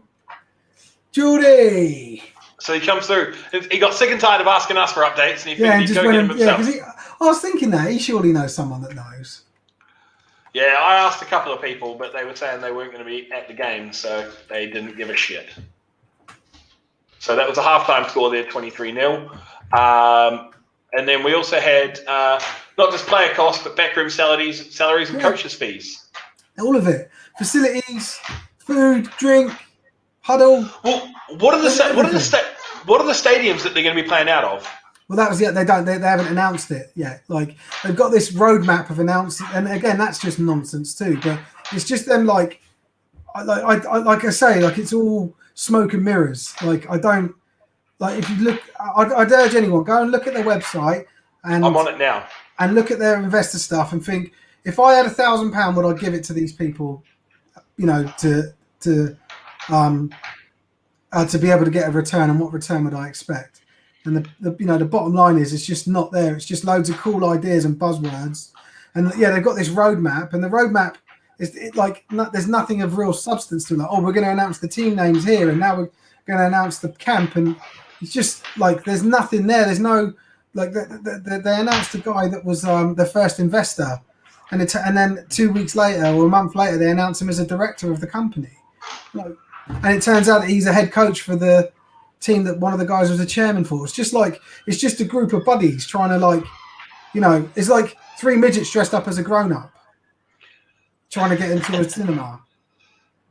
So we've got the roadmap here is the January 2022. The locations will be announced. Oh, you got it, yeah, whatever. Yeah, so October 2022, the tickets will go on sale. March 2023 is when they go for their combine and draft. Sorry, so you buy a ticket in October for a game that doesn't start until 7 months later. May 2023. 8 months later. 9 months later. 9 months later. All right.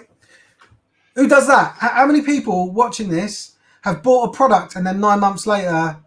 Okay. Well, in the defense of just that literal spectrum that you've gone for, when do the London series tickets go on sale? They're about NFL ones. Yeah, they're usually about 9 months out. Yeah, they will already be out for when the games are announced. They're usually about 9 months before. But that's not when the tickets are on sale. Charlie Wilson comes Chaz through. gets it. Yeah, it is fucking monorail. That's what it is. Like, just they're gonna do a song and dance, and then half of Springfield's gonna buy into it, and then everyone will realise it was all big waste of time. 3 months in advance is the NFL. Is it 3 months? Is it? Because another thing is you say who buys tickets for something ages in advance. My girlfriend, she bought me tickets for Christmas last year for so this was Christmas 2020 for John Williams and Hans Zimmer in concert in 2022. See, I think music's different. So that's I do. And don't get me wrong, I'm fucking stoked. Tickets, I cannot wait to go. And I suppose the size of the event makes it different as well, right? Like, so if you and I said I found some bloke and he's gonna help us buy tickets for the Super Bowl in 3 years' time, we just chip away £100 a month or whatever, you'd be like, yeah, fine. You know, don't care what the Super Bowl is, we'll go to it. Do you know what I mean? Like it like that's feasible. But to say I'm gonna buy a ticket for a game for a new league that hasn't started 9 months in advance. I think it's just them padding out their roadmap because they've got nothing to talk about. And it's also probably looking at getting money for getting revenue in. Well, and a lot of their so again, looking at their strategy for their fundraising was based on, I think it's called EIS, which is a government scheme where you can use a corporation tax as funding money. So every corporation should pay 20% in tax. But what you can do is offset that tax against research and development and some other things, right? So this is how you end up with corporations paying zero in tax because they've reinvested it. Now, what the guys that run this league have been able to sign up to is a scheme that allows allows them to speak to companies and say, you can use your corporation tax to fund us, to invest in us. Fantastic scheme, really good way to generate growth of sport or business. Right. But that's like, so they've announced that they're part of that, but they've not announced any single. No one's gone for it. Do you know what I mean? Like no one's like no one's buying into what they're trying to put down. And one of the next things that they say they're going to do, and you probably see this on the roadmap, is crowdfunding. Crowdfunding is a joke. Like, how are you ever going to raise that much money from crowdfunding? Who the hell is going to want to spend into a crowdfunding effort for an American Football League? Everyone that's looking at it now, everyone that's supporting it blindly or otherwise, is only doing it because they want something out of it if it ever comes to fruition. Well, we've got another full-time score. We've got another full-time score. Ipswich, Cambridgeshire is at full-time, and it's 32-6, Cats over Cardinals. Nice. You called that one. I thought Ipswich were going to get that. Yeah, no, I thought the Cats were going to win that. I did. So it looks like we're getting to the point where a lot of games are sort of time's expiring on them. So if we've got any updates at all. We've just been told it's a touchdown for the Alphas. Oh, wow. So 2018 so far. Yeah, and 29-0 for Blitz over O's. That's sort of the scoreline I was expecting. Yeah. That's big, though, for Scunny to come back from that. Mate, I'd love it. Like I said, I like the Bombers too. There's just been a good game, hasn't it? That one. Heartbreaking for them. 22. They got the 2-pointer. It's not what you want to see. Not what you want to see if you're a Bombers fan. So that it's a TD. They need to score a TD. Yeah. To come back into it. Yeah, rushing TD from Derek General, 2-point from General to Tim Hutchins. Bombers 18-22. There can't be much time left either, though, on that game. No, it was within 2 more. Who called it? Glenn's just Glenn's talking about the Cats. So yeah, because he was not happy with he popped up and said the Cats. Yeah, I know someone did. Yeah, so he was earlier on. He popped up and said that anyone talking about the Cambridge's less than stellar results given their last few years. So it's more on the Cardinals, I suppose, that go down 32-6. But we haven't had an update from the Steelers Tamworth in a long time. Has anyone? Yeah, that's still creeping along there at a decent score. 28-0. It was 28-0. I mean, that's got to be 40+ nil now. Oh, easily. No offense. No offense to anybody who's a Steelers fan, but yeah, it must be pretty close to it. So the Olympians are down 29-0. So, and we haven't heard anything since the. If Anthony, if you're still there, have you got anything more on the Black Knights versus the Storm game as well for us?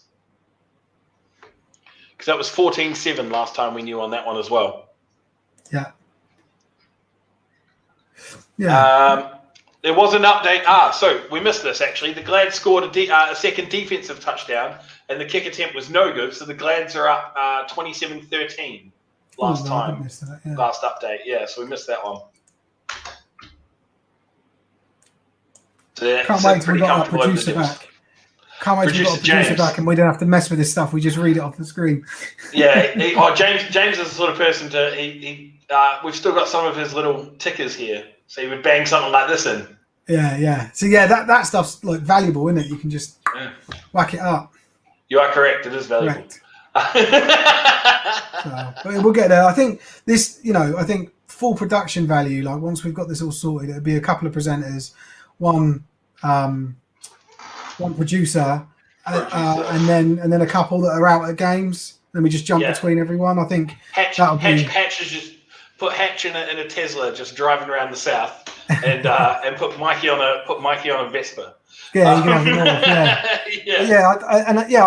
I think that would be like, and then obviously moving it over to the other one with the proper score lines and everything, that'll be class. So we'll get there. I had a bit of a setback, obviously, but I think it's been. I quite like doing this show. It's good fun.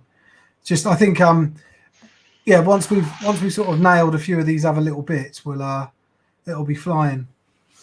It'll be good fun. And obviously, I think once we got a proper season, we'll rattle off some score updates that we've got for everybody. So if we look at the East Anglia division, we've got the Gladiators leading the Devils 27-13, and we had the Cats come out victorious against the Cardinals 32-6. In the Severn division, last update we've got is the Storm 14-7 up over the Source, the Worcestershire Black Knights. Southwest, we had a full-time score in the Monarchs 34-6 over the Apache. And then in London, last update we got was in quarter 3, and that was the Blitz over the Olympians 29-0. And in Thames Valley, the last update we got was halftime, and it was Blitz B up 7-0 over the Hornets. Now, if we move to move up north, and we had an update from Chris Breen that the Stags were up 34-3 over the Dunfermline Kings in the Saltire division. Hadrians, we had the Senators up 23-0 over the Presidents, and the Vikings up 28-6 over the Steed. In the White Rose division, hashtag Pray for Donny worked out perfectly as the Mustangs came to a 42-13 full-time victory over the Bobcats. In Central East, we've got a nail-biter going on between the Bombers and the Alphas at the moment. The Alphas have just taken the lead, and they're up 22-18. And we had a full-time victory for the Knights, Northants Knights, over the South Links Lightning at 20-8.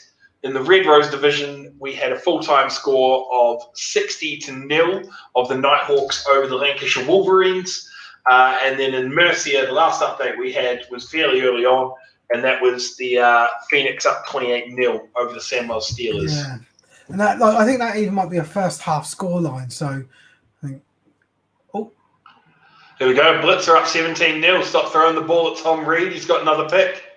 So the Blitz B is up 17-0 over the Hornets now. Nice. That's a scoreline I wasn't expecting, actually. I thought that was going to be my next question. Are there any sort of updates as we went through? Are there any sort of upsets as we went through the scores there? Is there any you look at and you're like? I think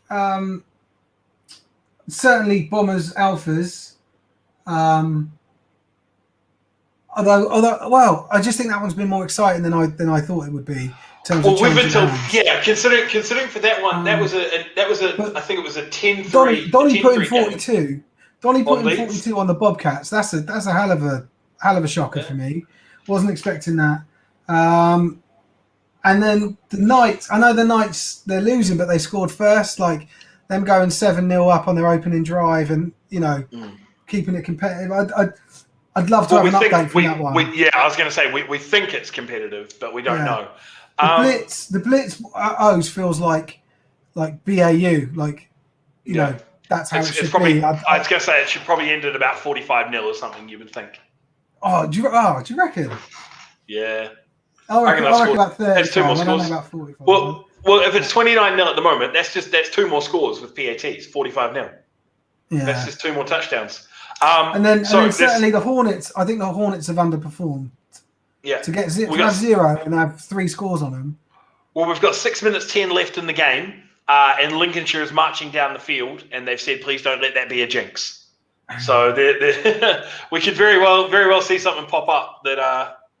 So yeah, there we go. David's just told us it's 29-0 Blitz over O's. So. Cheers, David. Yeah, thanks for confirming that, David. Yeah, I don't know. I'm really enjoying the updates from the Lincolnshire Scunthorpe game, just because last time they played, it was like, it was 10-3 or something, I think was the final score. And all I remembered was just punt, 3 and out, punt, 4. And at one point they were talking about how it was all 4 and outs. He was like 4 and out. So I was like, what is going on here? And then the guy missed the first update because he went and got Macca's at halftime. That's right. Yeah, that was really funny. Yeah, so we got an update on his Macca's. So it's just, the last time they played, I think it was like, either 8-3 or 10-3 or something. So the fact that we're nice and tense so let's have a quick look, see what the 10-3. Yeah, Alphas over the Bombers was 10-3 last time. So the fact that we're looking at a 22-18 game at the moment, and he's 48-6. Did you say? The Vikings, the Vikings 48-6 over the Steam. Is that full time? No, not that I'm aware of. Well, the social media jinx has kicked in. The Bombers have failed to convert on 4th down, and Scunthorpe takes over on the 50-yard line. Hey, there's still an opportunity for another pick six. Yeah, throw it him a third time. Do it. So was that 48-6 you were saying there? So they've put another 20 points up then, the Vikings. That looks more in line with what I thought the score was going to be against the Steam there from the Vikings. Yeah. 34-6 still with the Apache against Cornwall. And I think it's... That was full time. That was full time. We got that from... where is it? No. We had the Nathan Lee dropped in with the full time score for us a little bit earlier on. Sorry, I didn't realise that. That was back when we were talking about the Warriors and whether they were going to go to Europe or not. Yeah, I think that's how they survive. That's my answer.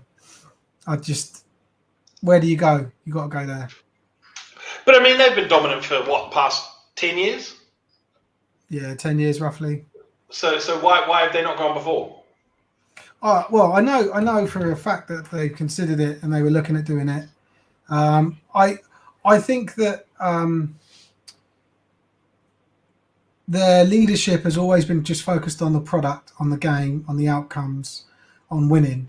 And now what's happening is that they're looking to focus on the commercial side of the organization and growing things from a sponsorship perspective. And so I think that organization is actually going through like a growth period, and they're moving from they're never going to not focus on football and winning, right?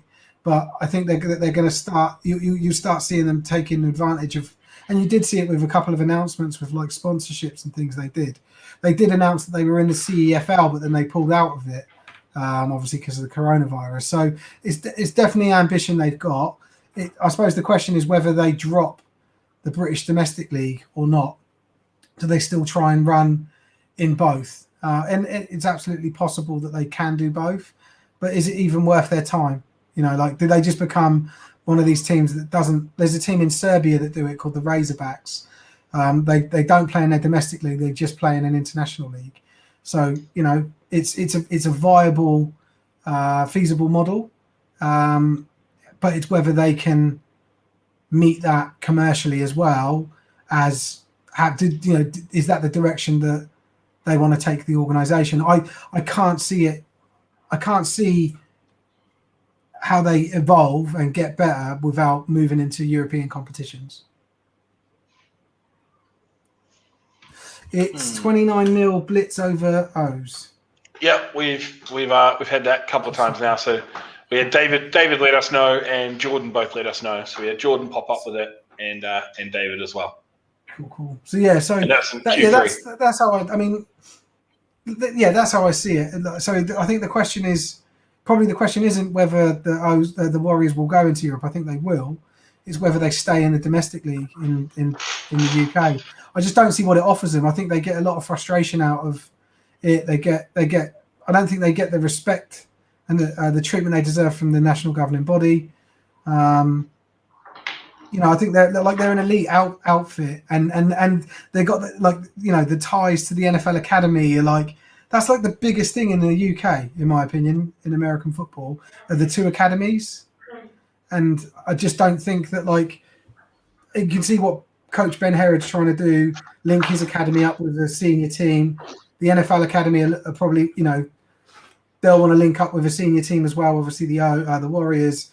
It just feels like in all of that buffer, surplus to requirements, and the domestic league doesn't really matter because they're just on a different plane. on a different trajectory. So I just don't. I don't see what the British domestic league has got to offer the Warriors.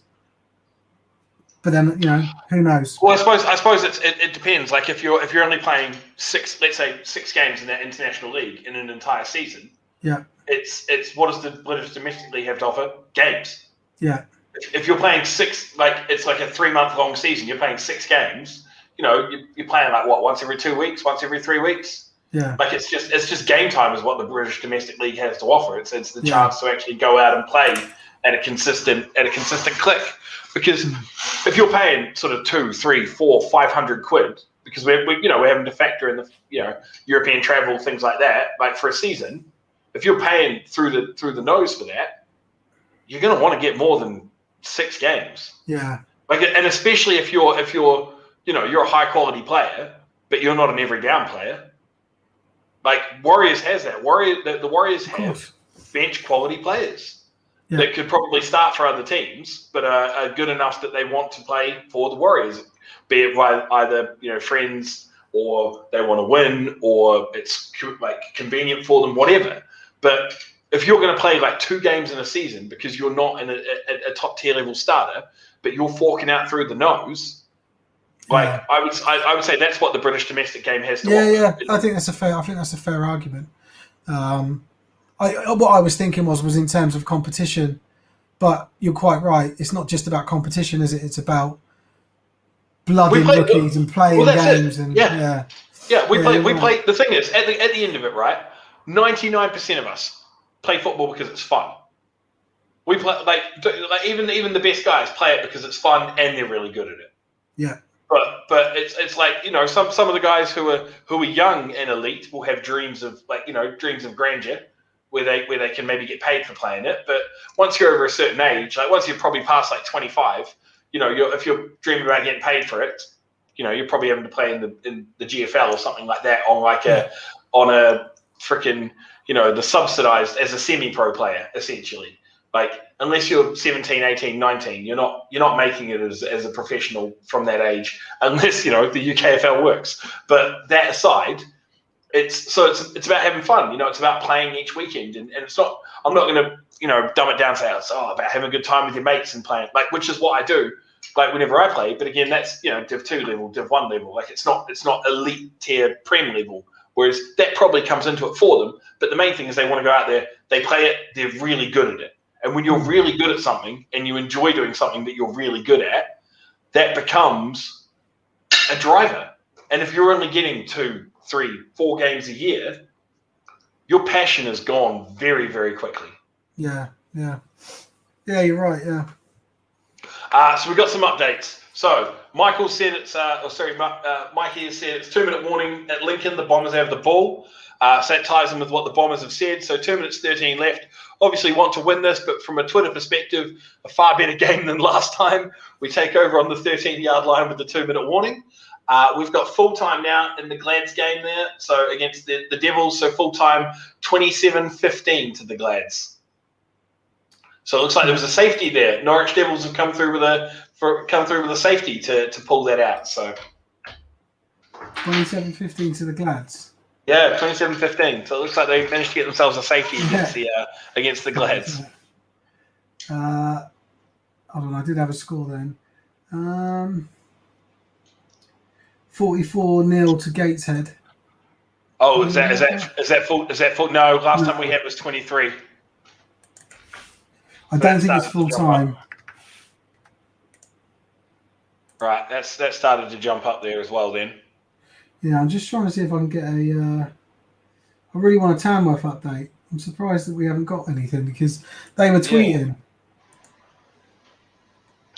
Full time. Tamworth? 2015. Yeah, I think Tamworth were tweeting. No, Samwell were tweeting. They were, but that was a wee while ago, and we just got a very brief tweet from them. There was not much further on that. Let's have a quick look.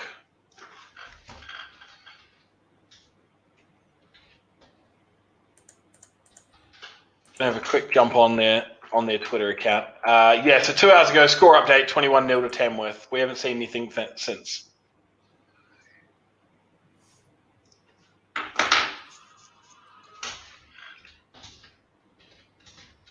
See if we can give him a kick up the Jaxie.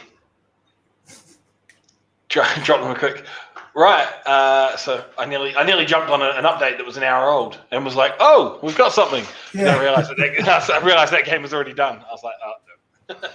No, I think what have we got? So full-time scores we've got in for the Monarchs and Apache, Cardinals, Cats, Glads, Devils, Nighthawks, Wolverines, Knights, Lightning, Mustangs, Bobcats.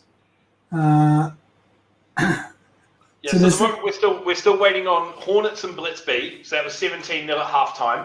Yeah. The O's and Blitz, which was 29-0 in the third quarter. Black Knights and Storm was 14-7 last time we heard. Yeah. And then the Stags. Oh, let me bring that back up. Stags and Kings. We had a 34-3 update, and we weren't even given time context for that. Senators, Presidents, 44-0. Vikings, Steam, 48-6. And then the Steelers, Tamworth was 28-0 last time I heard. And you can expect that one would have a few more scores. Yeah. Disappointing that we haven't got many updates.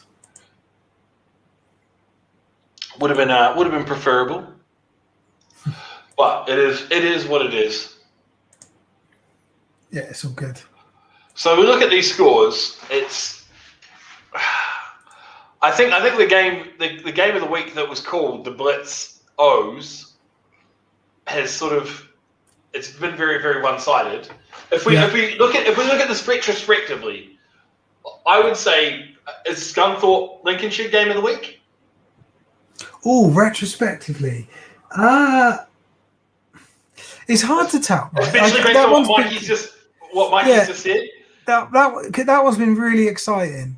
But then we've been spoilt with the quality of updates, right? So we don't know the excitement within these other games. We can just go from what we've got.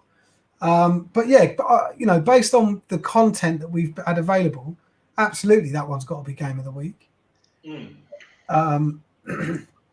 But I mean, think about it, right? We've had 2 pick sixes in that game. From the same dude? Yeah, from the same dude. We had an 18-8 scoreline, which is now at 22-18. And then from what Mikey's just said, final minute, Alpha's interception wins the ball back following a 15-yard penalty that put Bombers in Alpha's territory. So I don't care if it's the only one we've received updates for. It's game of the week. Yeah, no, it's been really good and great having updates from everyone. It does make such a big difference. One thing we're going to be looking at rolling out. We're at full time. Scunthorpe have melted out. Full time score 22-18 to the Alphas. Wow, what a game! One thing we're going to be looking at doing is having the ability for people to update the scores on our website, just like on ScoreStream. They just whack it in, so we can. That will help us as well. So there's loads of little bits coming. It's just the rebrand is the big thing at the moment. I can't wait for that to go ahead. Yeah. It's killing me. It should have been done middle of July, but got delayed. Well, it should have been done January, and then got pushed back. I'm just having a quick look. Oh, yeah, ScoreStream. The Tamworth game is at 0-0. Yeah, I was looking at ScoreStream. It's just teams just. I don't know. I'd love to know how. Oh, actually, there's also Baffa's page. Let me have a look at Baffa's page because they've got live updates, but no one really uses it. Right.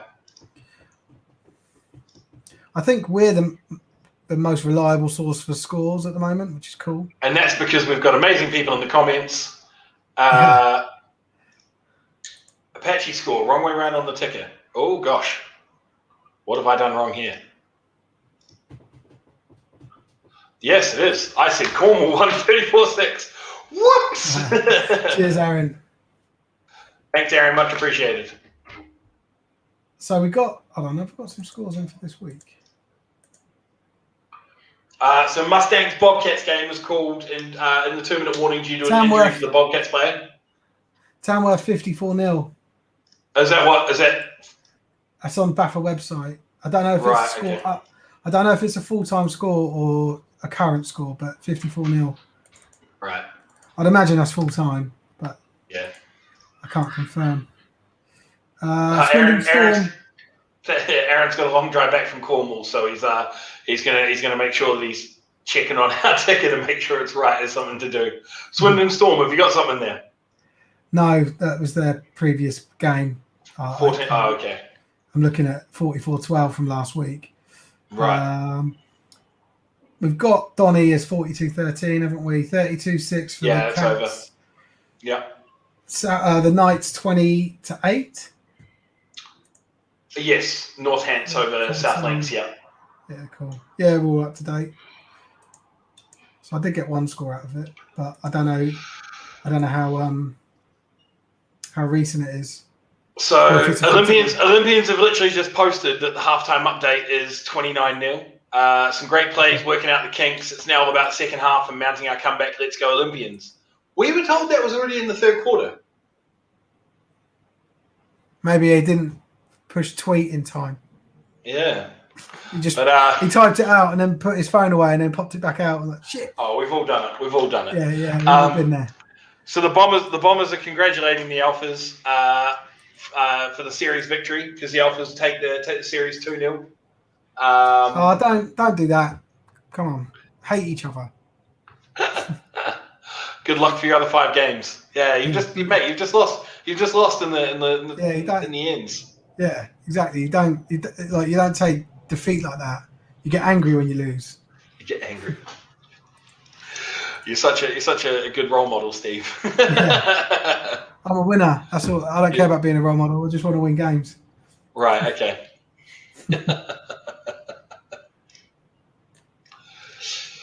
Right. So it's going to be. I'd say the updates are going to be pretty sparingly now because it's just the only games that are left are the Blitz and O's. The other game down that way as well, Hornets and Blitz B. And then whatever sparing updates will come through from the northern games there. Yeah, so what games are we outstanding now? Because Dunfermline Highlands we haven't had a score for. No, if Chris, if you're still on and watching, anything you can give us on that one, because you gave us the 34-3 update to begin with. And then DC President's Gateshead, is that full time at 44-0? Don't know. I got it from you. You told me. Yeah. Okay. Cheers for the update, guys. You're welcome. Oh, you're welcome, John. You're very welcome. Thank you for watching. I do want to become famous. Get on Twitch. No, talk to me. I do want to become famous. How does this work? We can buy followers. Oh no, I don't want to buy followers. No, give me organic. Help me become famous organically. Help me grow my following. So I think you're right. Phoenix 52-0. Thank you, Chris. Much appreciated. I got 54 from BAFA's website. Did I? No, I didn't. No. Yeah, I did. You did. Yeah. 54-0. So not too sure on that one then. I'd say it's in that ballpark. Is that full time? There we go. Yeah, is that full time? Yeah. Right, no worries, bud. That's all right. Just tell us if it's full time or not. we don't care. We don't care if you're wrong. We just want to know if it's full time. We all make mistakes. This is a live show.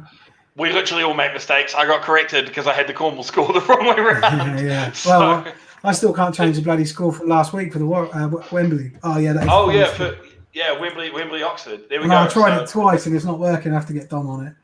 No. What was that? Full-time score, 54-0. Yeah, awesome. 54. Much appreciated, cool. Chris. Thank you very much. Right, guys. Let's get a couple more in, and then we'll probably call it a day. I was going to say we'll probably call it at 5:30. I think that seems to be our standard end time because my ears are getting sore from these fucking headphones. Yeah, man. Mine are too. But, and I have to keep them on, otherwise it shows my bald spot, like just under this headband. So I've got a hat. Oh, look at that, sweating. I'm boiling, man. I'm knackered. I'll probably be asleep for a few hours after this. My I don't know if you could tell, but my voice is and my chest is like. Mate, you've been honestly, you have been doing so much more than I thought you would. From when we first spoke, you were like, look, I'm okay, but I'm not going to be able to say too much just because I got to control my breathing and everything. I was like, yeah, it's fine. And then you're just sitting here, you're ranting about the UKFL and you're ranting about the Warriors. Yeah, it's your fault. You asking me all these emotionally charged questions. And I care a lot. I like to know your opinions, mate. Yeah. It's been very good to see you, though. Yeah, thanks, Claire. While I've been in hospital, I've been updating people through statuses, and Claire's one of my Facebook friends, and she sort of followed along with my journey. Your road to recovery. Yeah, well, whatever it was. I don't know if it was recovery at one point, but yeah. For those of you who don't know, Steve's had the Rona, and he still has the Rona because it doesn't just go away the moment you're out of hospital. And he was in hospital for was it 9 days? Yeah. So he's on the bounce. He's on the bounce back now, but he's still a ghost of his former self. Yeah, I know. Like, I can see my eyes are all baggy and stuff, and. Well, everybody thinks you're a drug addict because you've just got the needle marks up the track. Yeah, it's that one. And the back of the hand as well. Yeah. Yeah, absolutely. My stomach is just covered. Don't lift up your shit. Don't do that. It's the best it's looked in years. It's because it's 5 kilograms lighter. Yeah, man. It's Well, I'm gonna because I was 100. I was 102. Don't go for these fad diets. Yeah, don't go for these fad diets. Just get the Rona. Yeah, and you'll drop weight real quick. Well, I still my target weight. I want to get down to 85 kilos. So I've got another 10 to lose. Mate, I can't tell you the last time I was 85. I think I was like 16, 17 the last time I was 85 it's kilos. Been a while since I weighed that much. But that's part of like my recovery is to make sure that my body weight is more in line with a healthy BMI. I don't really like BMI, but you know, your height. Yeah, exactly. Yeah, like you're not built like a bowling ball. Yeah, well, I've always been short and quite wide, you know, but I'm just fat at the moment. You are an oblong. You are oblong shaped. So but yeah, so just using this opportunity to keep the momentum going, keep losing weight, and get back to playing. And obviously once because I've got to go back like to make sure the pneumonia's gone in like 3 months, so it's like a long-term thing. So I'm just looking through the stream reactions, and we got some love from Scott, Ashley, Kelsey, and Claire. We've got a care from another Steve, so obviously he's cares about your recovery. We've got the angry reacts from Jordan and Tom, but then we got a new one from Robert Osborne. Cheers, Rob. And then we got the likes. We got Dale, so from Solent, Dale Greenfield. Yeah, no, and Linvoy Primus. But Linvoy is top. That's why my voice is a bit raspy, and that's why I can't talk in full sentences at the moment. And everyone go and get double jabbed. I was single jabbed, and if I hadn't been single jabbed, I probably would have been still in hospital now. You'd be dead. Yeah, well, could likely be. It honestly, man, I was like they were very close to putting me in a coma. That's how bad it was. They had to pin me down because I was delusional. I didn't know what was going on, and I was like, they gave me a mask and I was holding it up in the air like that while I was lying in bed. And they're like, you got to have it on your face, and I was like, yeah, it's fine, yeah. I was all over the place, mate. It was bad. Cocaine's a hell of a drug. Yeah. But you'll see me get better and better each week now. You can be part of my road to recovery. But thanks, I think I've been able to talk a bit more than what I thought. But I'm very tired, and I will. Essentially, what happens is when I lie down, like when you lie down, like I would say with normal energy, you have to like simmer down, and then you can relax a little bit, and then you might be like, I don't know, like you might get to the state where you're like just lying completely still and it feels really nice. I get that instantly when I lie down now. Like I go from, just being like stood up talking. When I lie down, it's like I can't get up again. I'm just done. Like I think I've got the Rona then, because the moment I lie down, like no matter what, I'm just like, no, mate. Like it's like zero energy to do anything. Like it's like like as you slowly fall asleep and you progress through like levels of tiredness, you feel yourself drifting off. It just doesn't that's it. Like you lay down and then you're like, that's it. I can't get up now for probably an hour because I need to relax. It's fucking strange. Like it's just exhaustion basically. You just no energy, just completely gone. So that's like I'm trying to build up my reserves so that I don't have to do that so many times throughout the day at the moment. So I'm pretty sure this would have taken me out when I go back in. I'll probably be done for a good couple of hours.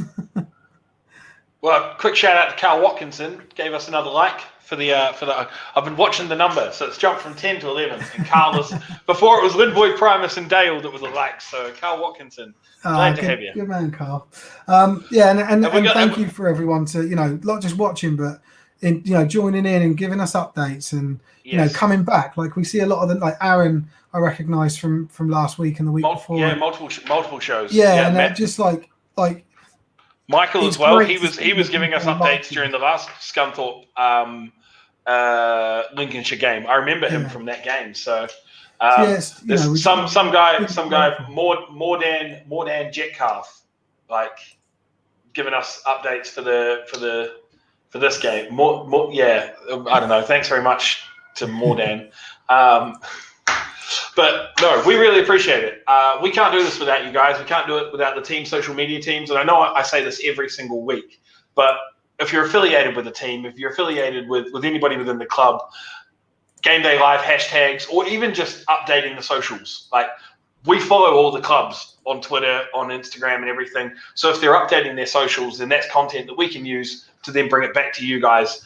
So it makes our jobs easier. But with that said, still jumping on here, communicating with us, giving us the updates, the score updates, questions as well. Like not so much today, but historically, we're more than happy to sit there and answer questions that you guys have on Britball or state of player things. I sort of baited Steve with a few questions about the UKFL and what the Warriors are going to do in terms of going to Europe, because it provides content fillers when we're waiting for updates, and it's still everything that's all really relevant. And for some reason, you guys stick around to hear what we have to say and have opinions on, and we can have that discourse with you. So we're more than happy to do so. But I don't know about you, Steve, but I'm quite tired now. Like I haven't been feeling too great the last week or so, a little bit under the weather. I know you've been fine, but I feel like I could do with a little bit of a break. So unless we've got anything else on those last games. 44-0 for DC Presidents, nothing confirming.